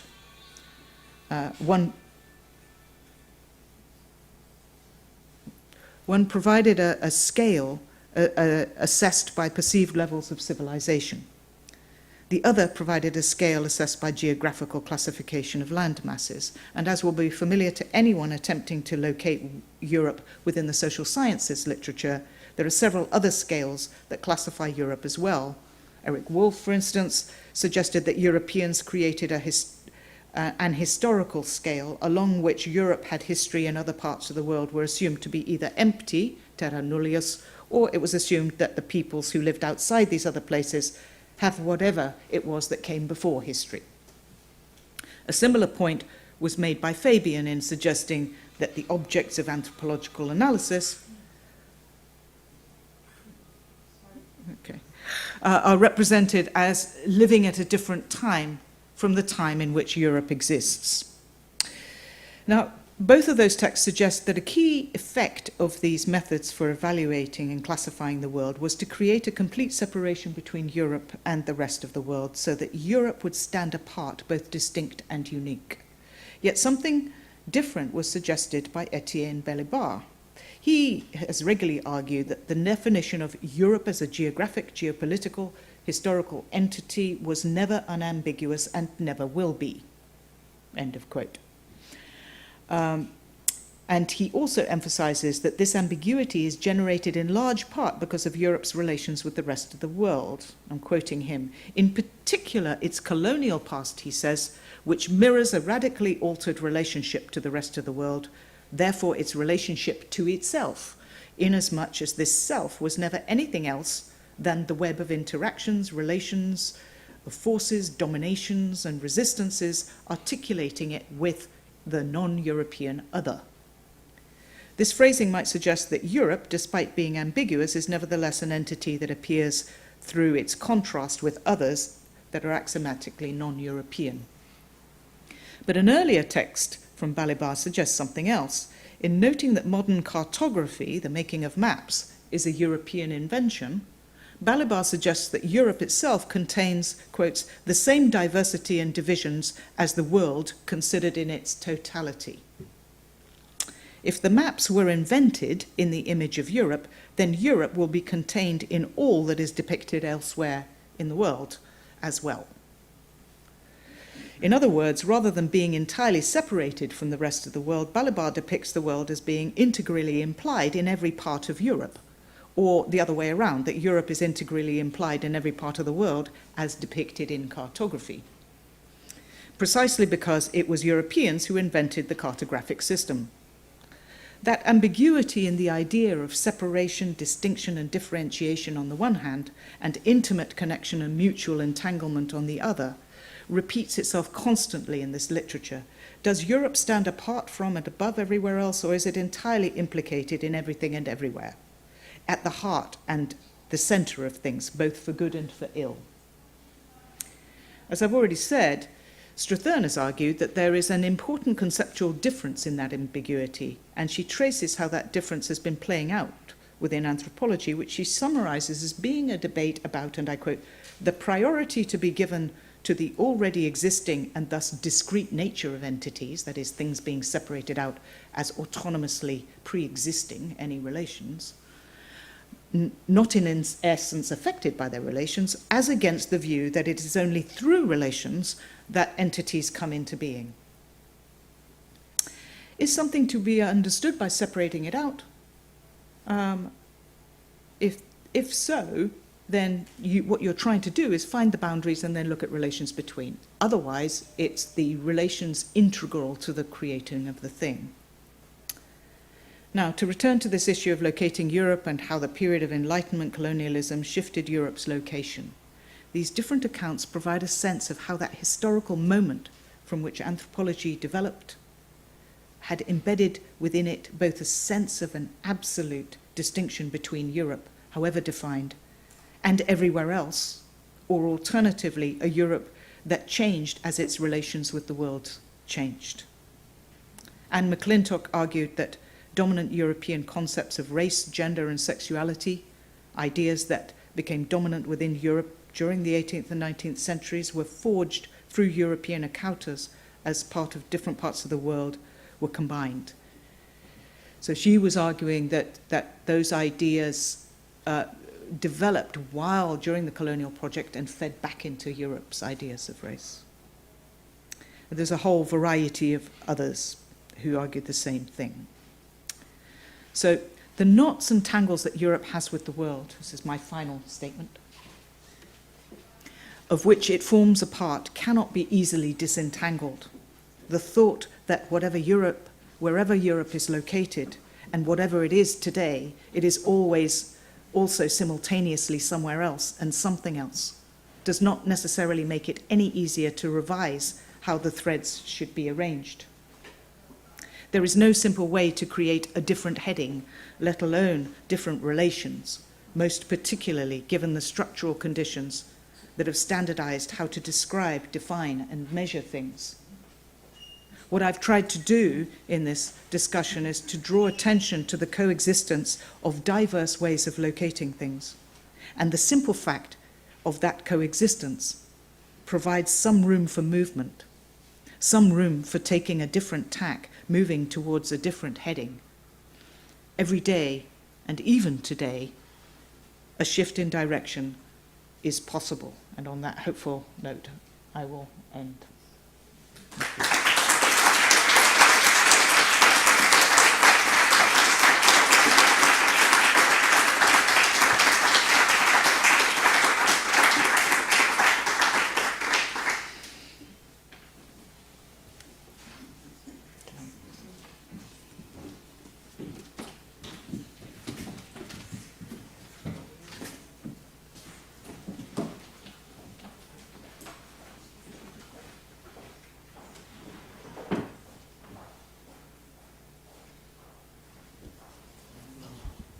Thank you very much. Não vais para aqui, sim, ok. Também quero agradecer. Thank you very much, Sarah, for this brilliant presentation. E quero agradecer a presença Sr. Reitor e equipa reitoral para que nos honram com a vossa visita e estejam à vontade para intervir, mesmo que só tenham visto 1 minuto da apresentação sobre a Europa. Okay, so now I'm opening for questions. I have a pencil and a paper to take note of your names, and I will give maybe 3 questions at a time to Sarah. I also would like to thank Susanna, who in spite of being under COVID alert, made it here, and she was fundamental on having you come here as part of an anthropology program. And I did this group, so welcome, Susanna, to be here. So questions and remarks and interventions. Susanna, first, please go ahead.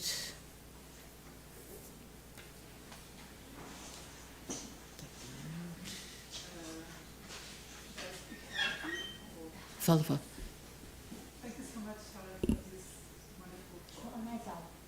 Tira a máscara.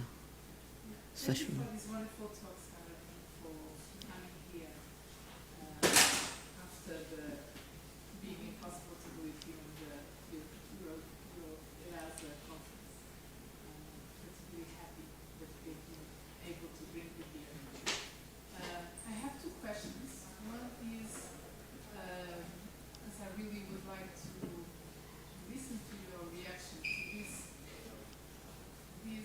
Fact that in the construction of anthropology,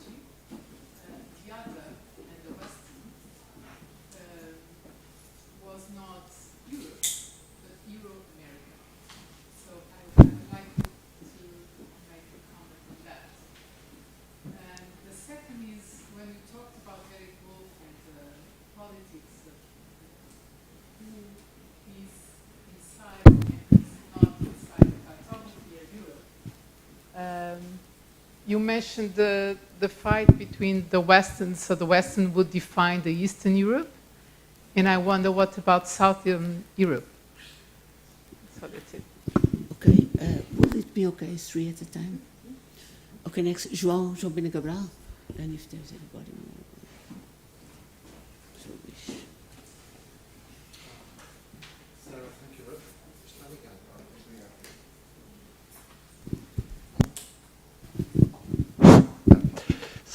Thank you very much. This was wonderful. I have a question for you about the way in which anthropology, as seen from different sides of Europe, positions itself differently here. Today, we look at Anglophone, and particularly, not Anglophone, because the American story is different, but British anthropology, as mainly, as you said, based on an interest with extra-European others. But that is since 1937, when the Royal Anthropological Institute expelled the folklorists. And up till then, really, this hadn't been the case. And in fact, that sense of anthropology as emerging from an internal other was central, and it remained central in most countries in continental Europe. I hardly need to specify. I do not actually know how Finland positions itself in this regard, but I think it is very interesting that we that story needs. I ask whether it doesn't need some consideration of internal difference. This is what I'm talking.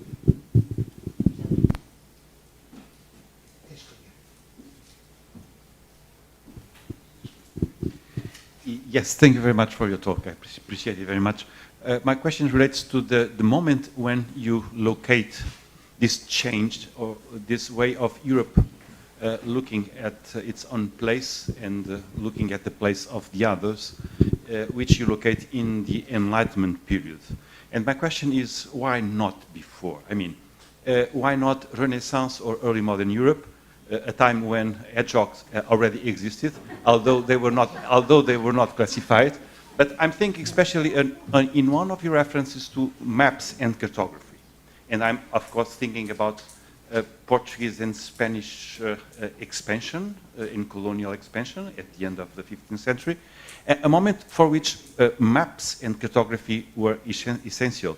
And in these maps and cartography, I see a way also of placing and replacing and looking at Europe in relation with the world in a totally different way. So why the Enlightenment and not Renaissance Europe?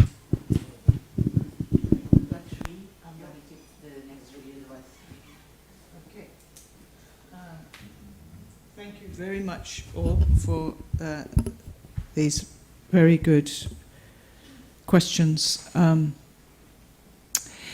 Euro-American, that was used by Strathern, but not by all of the authors I was looking at, though, and you're right that I slid over that because there is an issue of the degree to which the abstraction of Europe and European and how that plays out in different locations, such as the United States, and particularly in terms of the history of anthropology, which is very different there from the European side, as João just pointed out. So what others were being created, it was quite unstable. And I did paper over that as because I already had stuffed too much in this talk, to make the point that these others are they are historically contingent and they are contextually dependent. And so you're absolutely right. There could have been the story sounded much more coherent than in fact it is. And you're right that maybe I should make it a bit less coherent because that was part of the point of raising that contingency. So that was a good.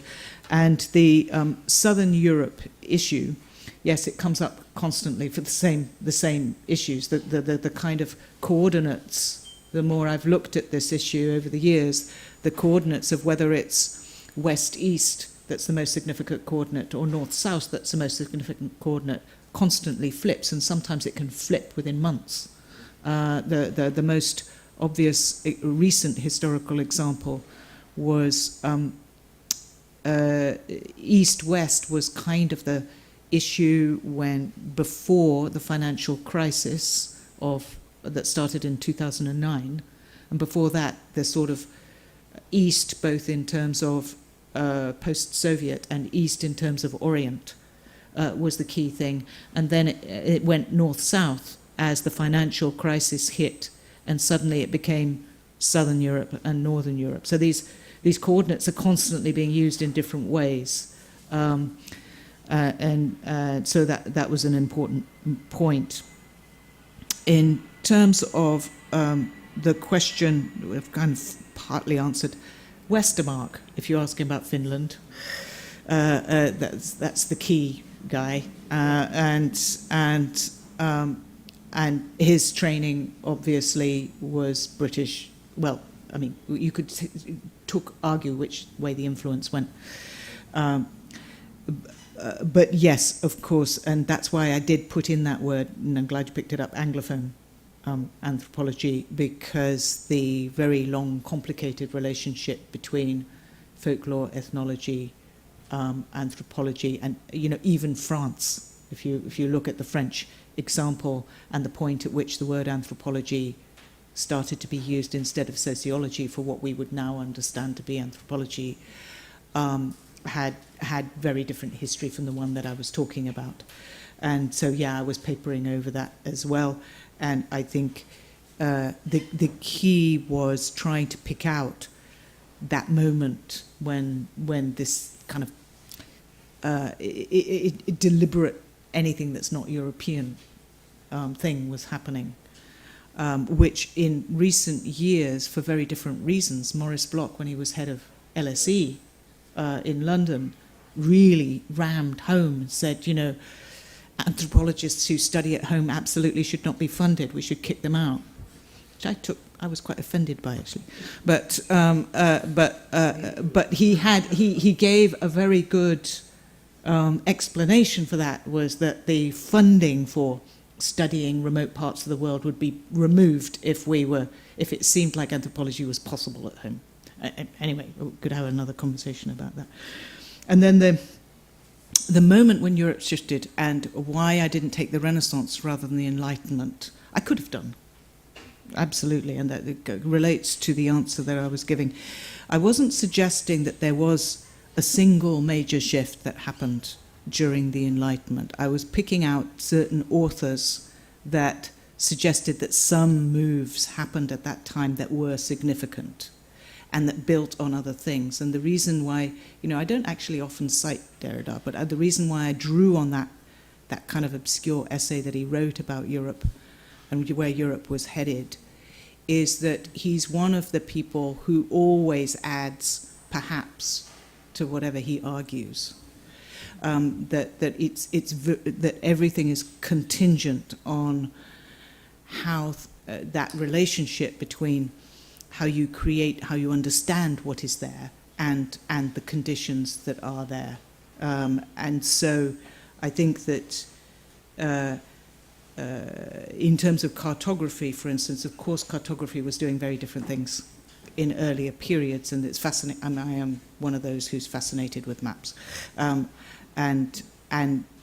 it was just that point at which it became technically possible to universalize the standards and procedures and the language, that I've become kind of intrigued by that technical universalization. And it seems to be that was the period when things like the John Harrison's clock and establishing the prime meridian and all of these things that we're still living with today. I think that's what I was trying to emphasize, not that the earlier periods weren't important. Thank you. Tenho aqui João Vasconcelos, Francesco e Daphne Marcelino.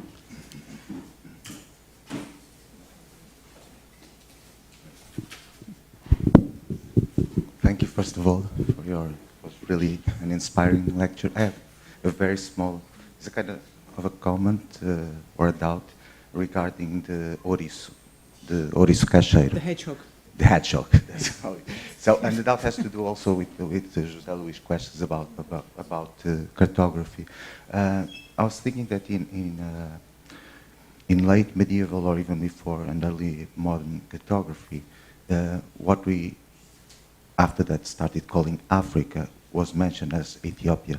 So as it was the name given to the continent. And so I was wondering whether the name, when the desert hedgehog was classified as, so how is it? Para equinos Ethiopia. If it had, could it have to do with that earlier designation and not really to the country that currently has the name? Well, just guessing, I don't know. But anyway, it's really a footnote. Thank you so much. Thank you for this inspiring talk. I'm sorry for the question. You must have been floated by questions concerning the UK and Brexit, of course, in the last few years. I was thinking while we were talking about the importance of cohesive ideologies concerning Europe, and of course ideology, superiority, and civilization and scientific thought have been very important ideological tools for building Europe. But at the same time, we have assisted to a comparable proliferation of divisive processes, ideological processes. And for example, Portugal and Italy have been allowed to be European quite recently, you know. And of course, in the UK is very much moving between and within and without in this process. And so also I wonder whether historically we cannot also think that this idea has been until a certain time and until a certain extent, and that's my question, more centralized to some centers that were producing ideology, for example, the UK and France, and just later on, just quite recently, this has been extended to include the idea of Europe to other, let's say, partners to this idea of what Europe is or should be.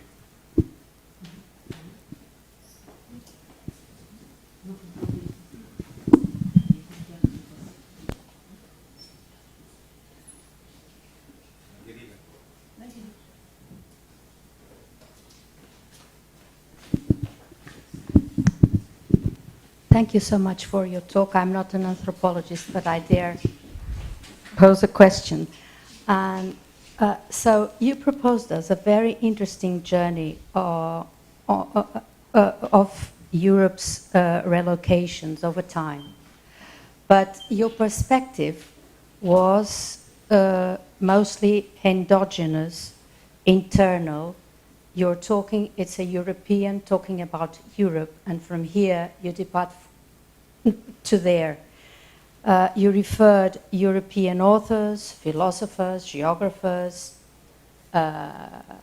biologists, and so on.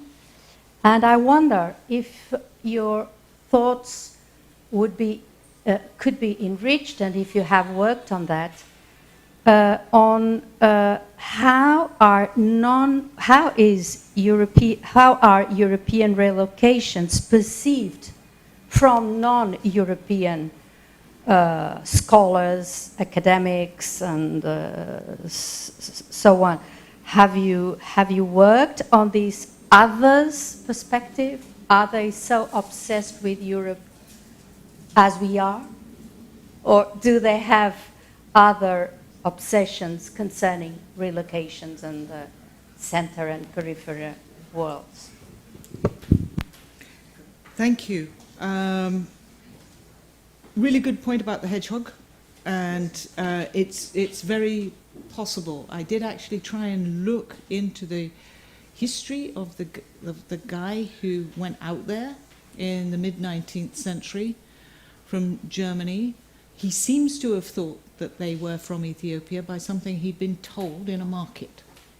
But it's quite possible that the reason that the name was accepted was because that was a generic term for Africa at the time. So that's a really good point. So thank you. UK superiority, yes, very tiring. There's probably one of the reasons, amongst many, that I became a Finnish citizen. I think this point about the way in which European creates division as much as it creates universals and unities is part of what I was trying to say, and the point that you were making about the centres, the shifts in centres of ideology that used to be France, UK particular, and it's been shifting. I think that is part of a deep political debate at the moment, currently, that's going on, and it is, but also the fact that it was both France and the UK, and sometimes Portugal, and sometimes Spain, sometimes Germany, other places, is the fact, kind of makes the point of the coexistence of always, never a single narrative, never a single way of understanding. That's always up against other ways of seeing. So and that was one of the points that I was trying to make. But you're absolutely right that one of the things that I could have talked about had I not focused so much on the historical side of things is how things have been transforming in those terms with the advent of social media, with the advent of different ways of locating places. But yeah, thank you. And decolonizing anthropology, yes, we should. It's an ongoing project. It's very difficult. What I was, in a way, I was trying to make a start with this by pointing out that it was all these European authors, and not only European authors, but European standards and naming conventions and techniques and systems that have just been globalized, so that whether or not you have that particular view of Europe, you're going to have to speak in that language if you're a pilot, wherever you're from. And I was trying to get at that. But yes, I have looked at other, and in fact cross-locations, which is, I was surprised to find how rare it is to have a project about the Mediterranean that focuses on both the North and the South Mediterranean.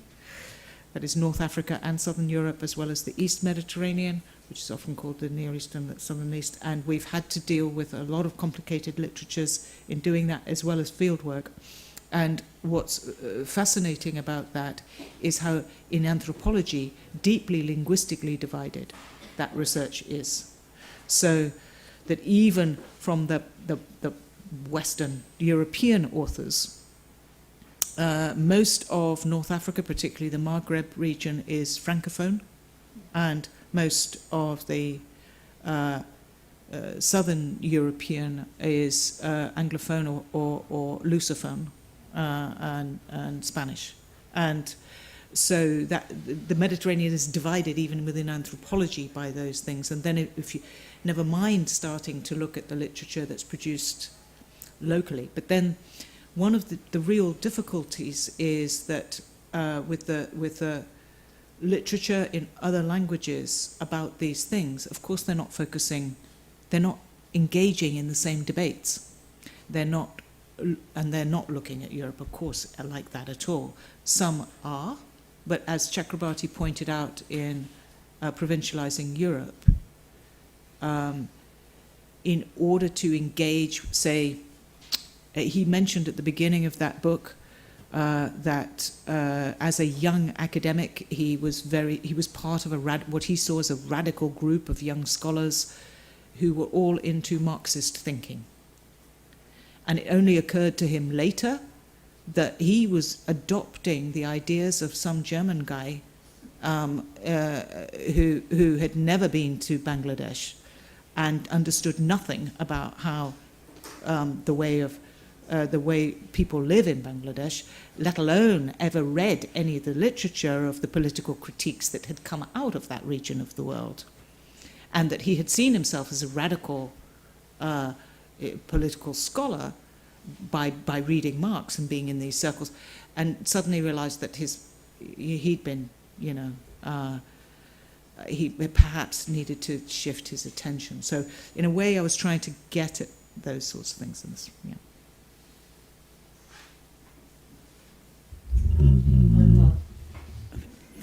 Enquanto alguém aquece a mente para fazer mais perguntas, eu faço duas. I'll make you two short questions. Well, one question folded into, which is, I couldn't live with two dimensions that you didn't bring into by choice, because I know it's not because you ignore them or anything. One is contained in Wolf's, which is the capitalist dynamics behind all these, that you can live out of the analysis, and I miss it.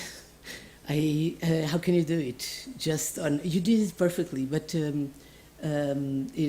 for some of us, those changes and uniformizations, standardizations, and classifications do not exist without a dynamics of expansion that involves a lot of extraction between Europe and other parts of the world, which we call capitalism, empire, and so on. And the other is, next to or following the classification of Linnaean types for zoology and so on, came anthropology, physical anthropology, with its classification of human types, and these hierarchies defined among intra-European types, and that when somebody, Susanna mentioned the Euro-American side of it. Now, if you look at the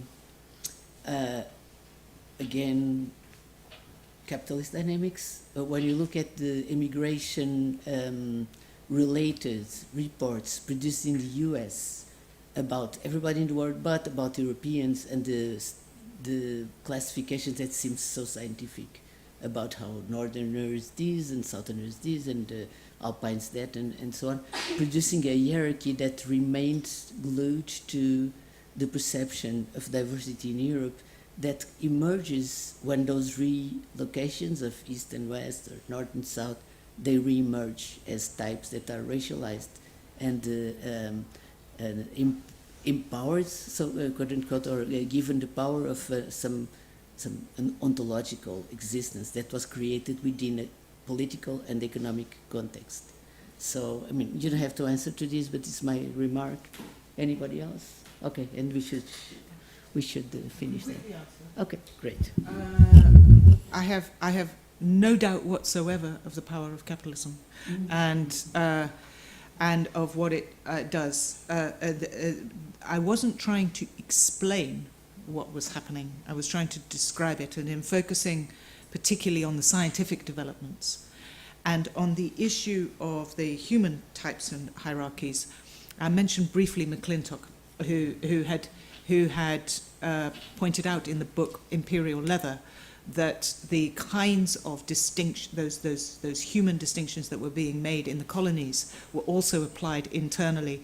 So, for example, in Ireland, where the reason for not providing the Irish with their independence was because they were too primitive a group of people, and so it's sort of Russian dolls, and that was part of the point of quite a lot of the distinctions that were being made. The idea that it was interrelated. But yeah, I'll stop because of.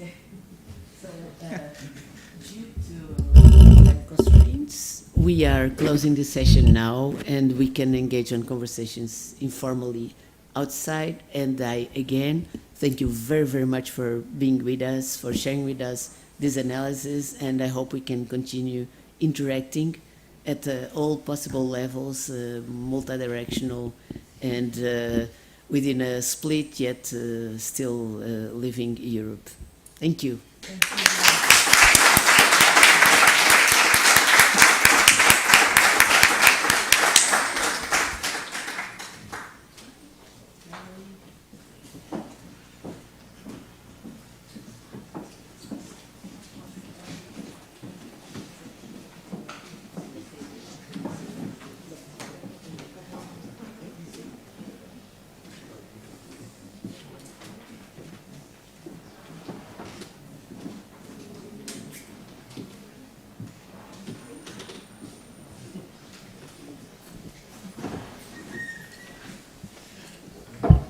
Excelentíssimo Sr. Reitor, Excelentíssimo Sr. Vice-Reitor, é um prazer e uma honra tê-los aqui connosco para encerrar esta abertura do ano letivo.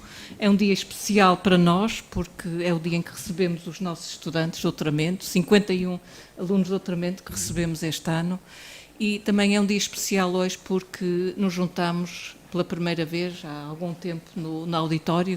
Não estamos todos aqui, há muitos que estão online, portanto ainda é um evento misto, mas é um desafio que temos aqui no ICS e também na Universidade de Lisboa, que é enfrentar o próximo ano com todos os desafios, com este rescaldo da pandemia.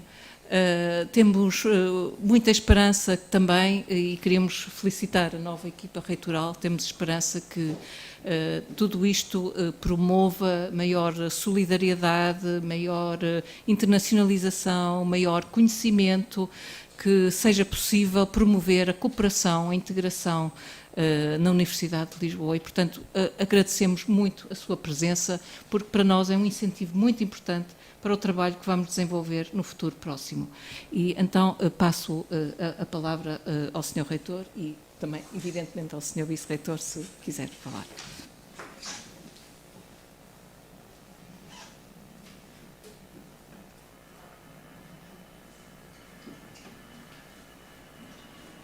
Eu quero começar por cumprimentar o Sr. Vice-Reitor, o professor João Peixoto, a Sra. Diretora do ICS, a professora Karin, o Presidente do Conselho de Escola, António Costa Pinto, que pode estar, não o vejo aqui, mas deve estar online, a Sra. Presidente do Conselho Científico, a professora Nunes de Almeida, o Sr. Presidente do Conselho Pedagógico, o Sr. Professor João Vasconcelos. Cumprimento também a nossa conferencista. Our compliments to Sarah Green. Thank you so much for coming here and stay with us for this conference. A toda a comunidade do ICS, a todas as pessoas convidadas, os nossos cumprimentos. É um prazer enorme poder compartilhar este momento importante da comunidade do ICS. Esta cerimónia de abertura do ano académico representa sempre um renascer da nossa comunidade, que lhe confere sempre esta aura de perenidade da Universidade, só observável em pouquíssimas instituições da criação humana. Neste caso, a nossa Universidade. E é uma alegria enorme ver de novo os nossos campi, fervilhantes de atividade outra vez, de rever amigos e colegas, de estarmos juntos outra vez. Já nos fazia imensa falta. Eu queria agora recordar 2 ou 3 coisas e lembrar desde já que, a partir da próxima semana, assistiremos à 26ª Conferência das Nações Unidas sobre a Mudança do Clima, o COP26. Será um grande momento para a humanidade. Marcará uma década que será decisiva para tomar medidas para discutirmos a implementação do Acordo de Paris de 2015 e enfrentarmos em conjunto a crise climática. As universidades, e a nossa em particular, será chamada a desempenhar um papel fundamental para apoiar os decisores políticos no sucesso do COP26 e para apoiar a sociedade numa justa transição para uma sociedade de baixo carbono, disponibilizando a sua capacidade de desenvolver e partilhar a sua investigação e a inovação e de equipar a próxima geração de líderes com o conhecimento, as capacidades e, sobretudo, os valores necessários para enfrentar a crise climática. Mas é evidente que é este problema global, que nós sabemos que é caro ao ICS, poderemos juntar muitos mais, também muito caros ao ICS, que vão da pobreza extrema às diversas formas de discriminação, incluindo a de género. E a nossa Universidade é chamada a dar o seu contributo para o seu diagnóstico preciso e para a procura de soluções eficazes, e a ser uma voz importante na nossa sociedade. É claro que não podemos esquecer também aquilo que são os problemas mais pequenos a nível global, mas que são importantes na nossa universidade, os problemas próprios da nossa conjuntura interna. Continua por resolver a situação de tantos colegas que mantêm contratos a prazo com instituições públicas, privadas, sem fins lucrativos, que estão de alguma forma ligados à universidade. Da nossa parte, continuaremos a fomentar a abertura dos concursos. Só no PRR prevemos a contratação de 84 professores auxiliares e espero bem que estes 84, e é estas contas que estamos a fazer, estarão para além daquele teto dos 3% que cada instituição possa contratar. E prevemos, naturalmente, continuar a contratar ao ritmo não só das apresentações, que eu espero que este ano e nos próximos anos sejam mais elevadas do que é costume, porque apanhamos aquela vaga de entradas do pós-25 de Abril e que, portanto, não tenhamos os 80, 90 por ano, mas possamos ir aos 110, 120 por ano, portanto, não só para repor aquelas saídas. E, portanto, mas nós precisamos de fazer mais do que isso para repormos os números de 2009. E podemos olhar sempre para isto de uma outra forma. Os valores necessários para uma efetiva aposta estratégica na ciência serão sempre muito pouco relevantes no conjunto do Orçamento de Estado. Por outro lado, se nós tivermos políticos que percebam o potencial da alavancagem deste investimento, será sempre muito maior esse investimento do que um gasto similar em qualquer outra atividade do nosso país. Mas temos que também pensar na requalificação dos nossos espaços. Eu não queria perder muito tempo com isso, mas a verdade é que, desde que o PIDAC terminou há 12 anos, nunca mais houve dotação do Orçamento de Estado para investimento na região de Lisboa.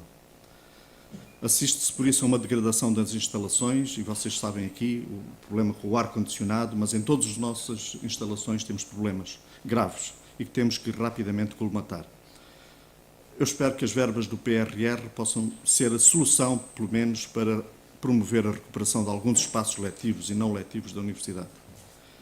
Durante o próximo ano, teremos o pavilhão de Portugal modernizado e adaptado às reais necessidades da Universidade, da cidade e até do país. Será um local único para a promoção da ciência e do trabalho que se realiza nas universidades portuguesas. Permitirá ainda multiplicar a oferta cultural da Universidade, que este ano contará com uma temporada de música que já começou. Aliás, hoje temos um concerto de piano para o qual estão todos e todas convidados, com o Artur Pissarro, e que já é o terceiro consecutivo concerto de piano. Mas teremos uma temporada de música vasta e diversificada, sem esquecer outras expressões artísticas, designadamente ciclos de teatro e cinema, que já estão programados, atividades expositivas e artes de palco. Estamos muito preocupados, eu falei há bocadinho do PRR, mas estamos muito preocupados com o PRR, sobretudo aqueles concursos que já abriram e para os quais nós podemos concorrer e para os quais o ICS deu um contributo tão importante. Estamos a falar do Impulso Jovem STEAM e do Impulso Adulto. Primeiro porque a quantidade de dinheiro disponível e disponibilizada para todas as instituições de ensino superior, incluindo privadas, é relativamente pequeno.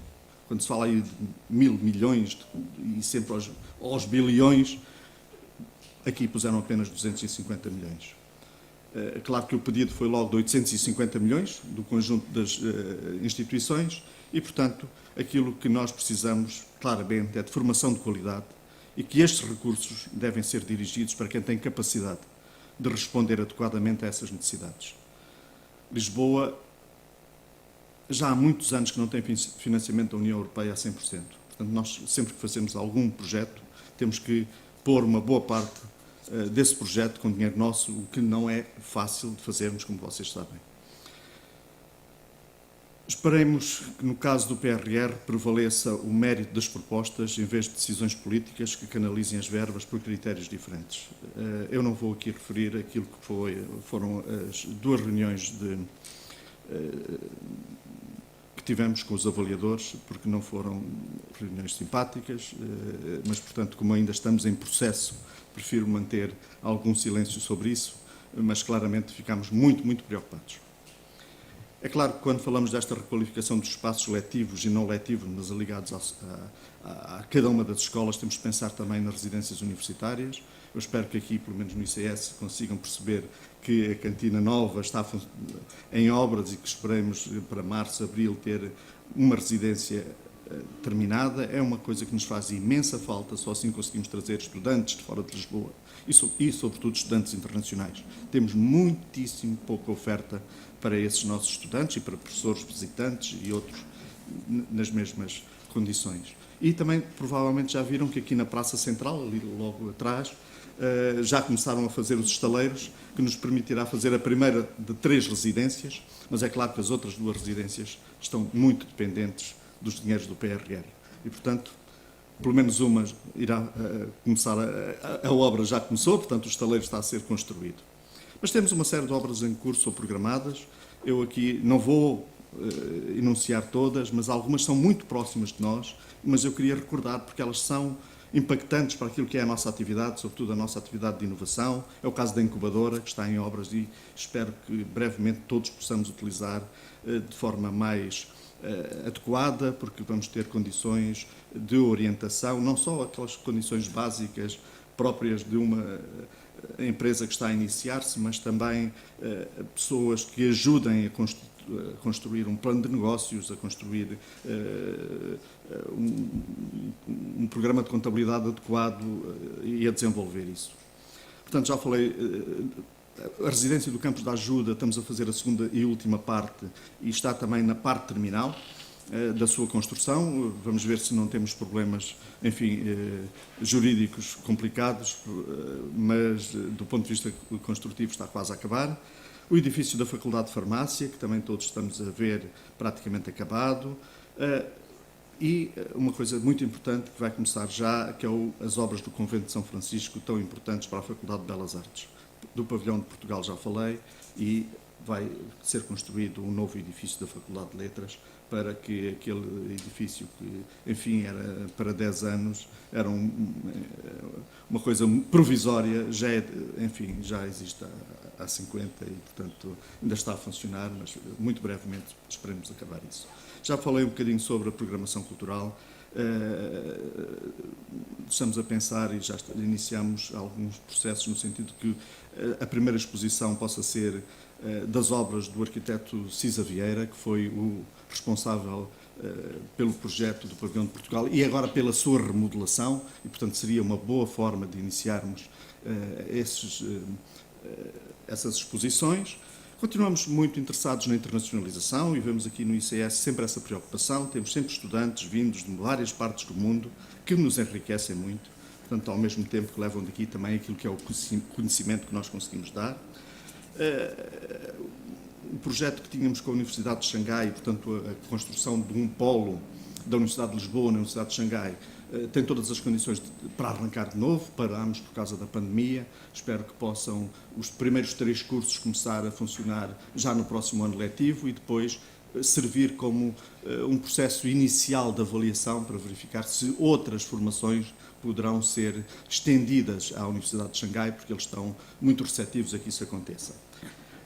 Claro que continuamos a trabalhar muito com o Brasil, com os países lusófonos, mas também com os nossos parceiros europeus, através da Universidade Europeia, do Unite, e agora de um filho do Unite, que é o Unite H2020, só ligado à investigação, e, portanto, são projetos iniciadores da construção de uma Universidade Europeia em que estes consórcios, estas associações possam de alguma maneira funcionar em rede, mas não é uma rede tradicional, é um aluno da Universidade de Lisboa poder-se considerar também aluno de Darmstadt ou de Turino.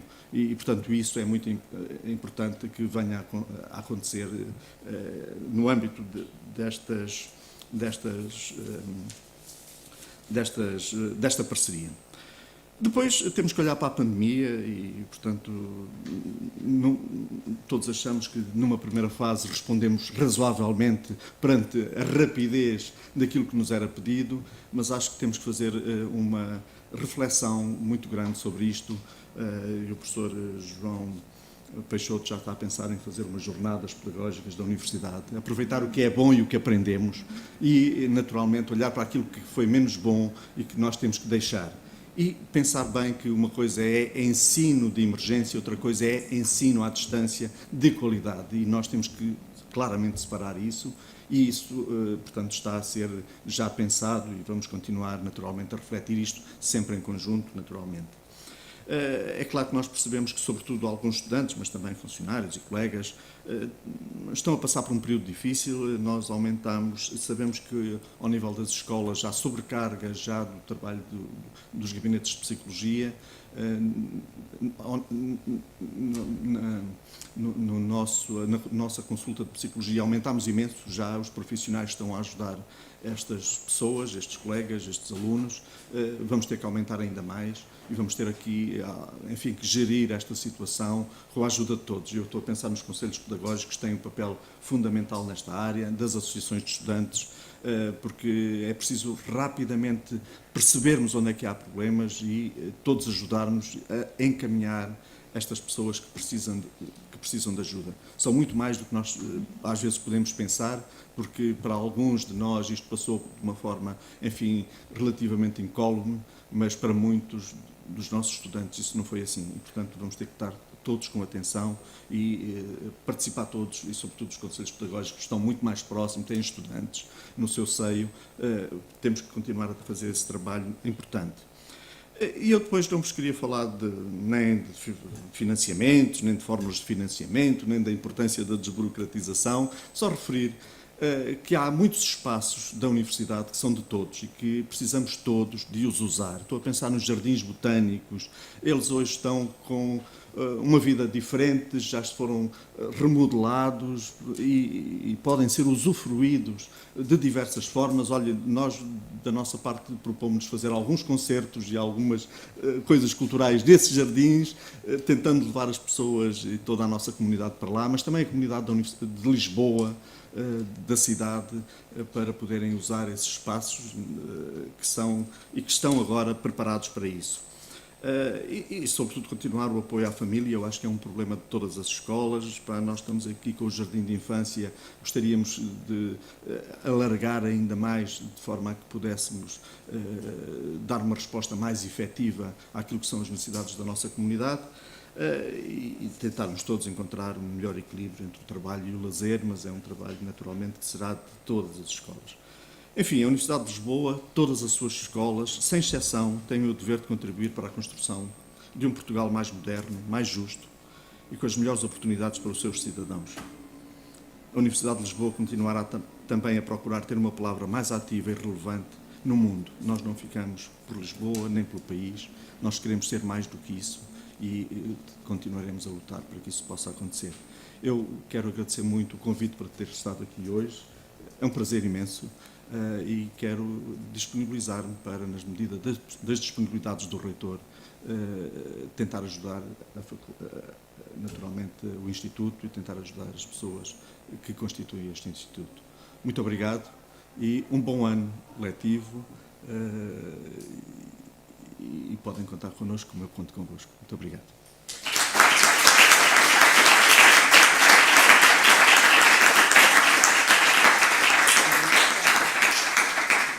Muito obrigada. Está encerrada então esta abertura do ano letivo e convido-vos para tomar um café ali na sala polivalente. Era para ser no jardim, infelizmente o tempo não deixou, mas acho que podemos também. Muito obrigada. Muito obrigada.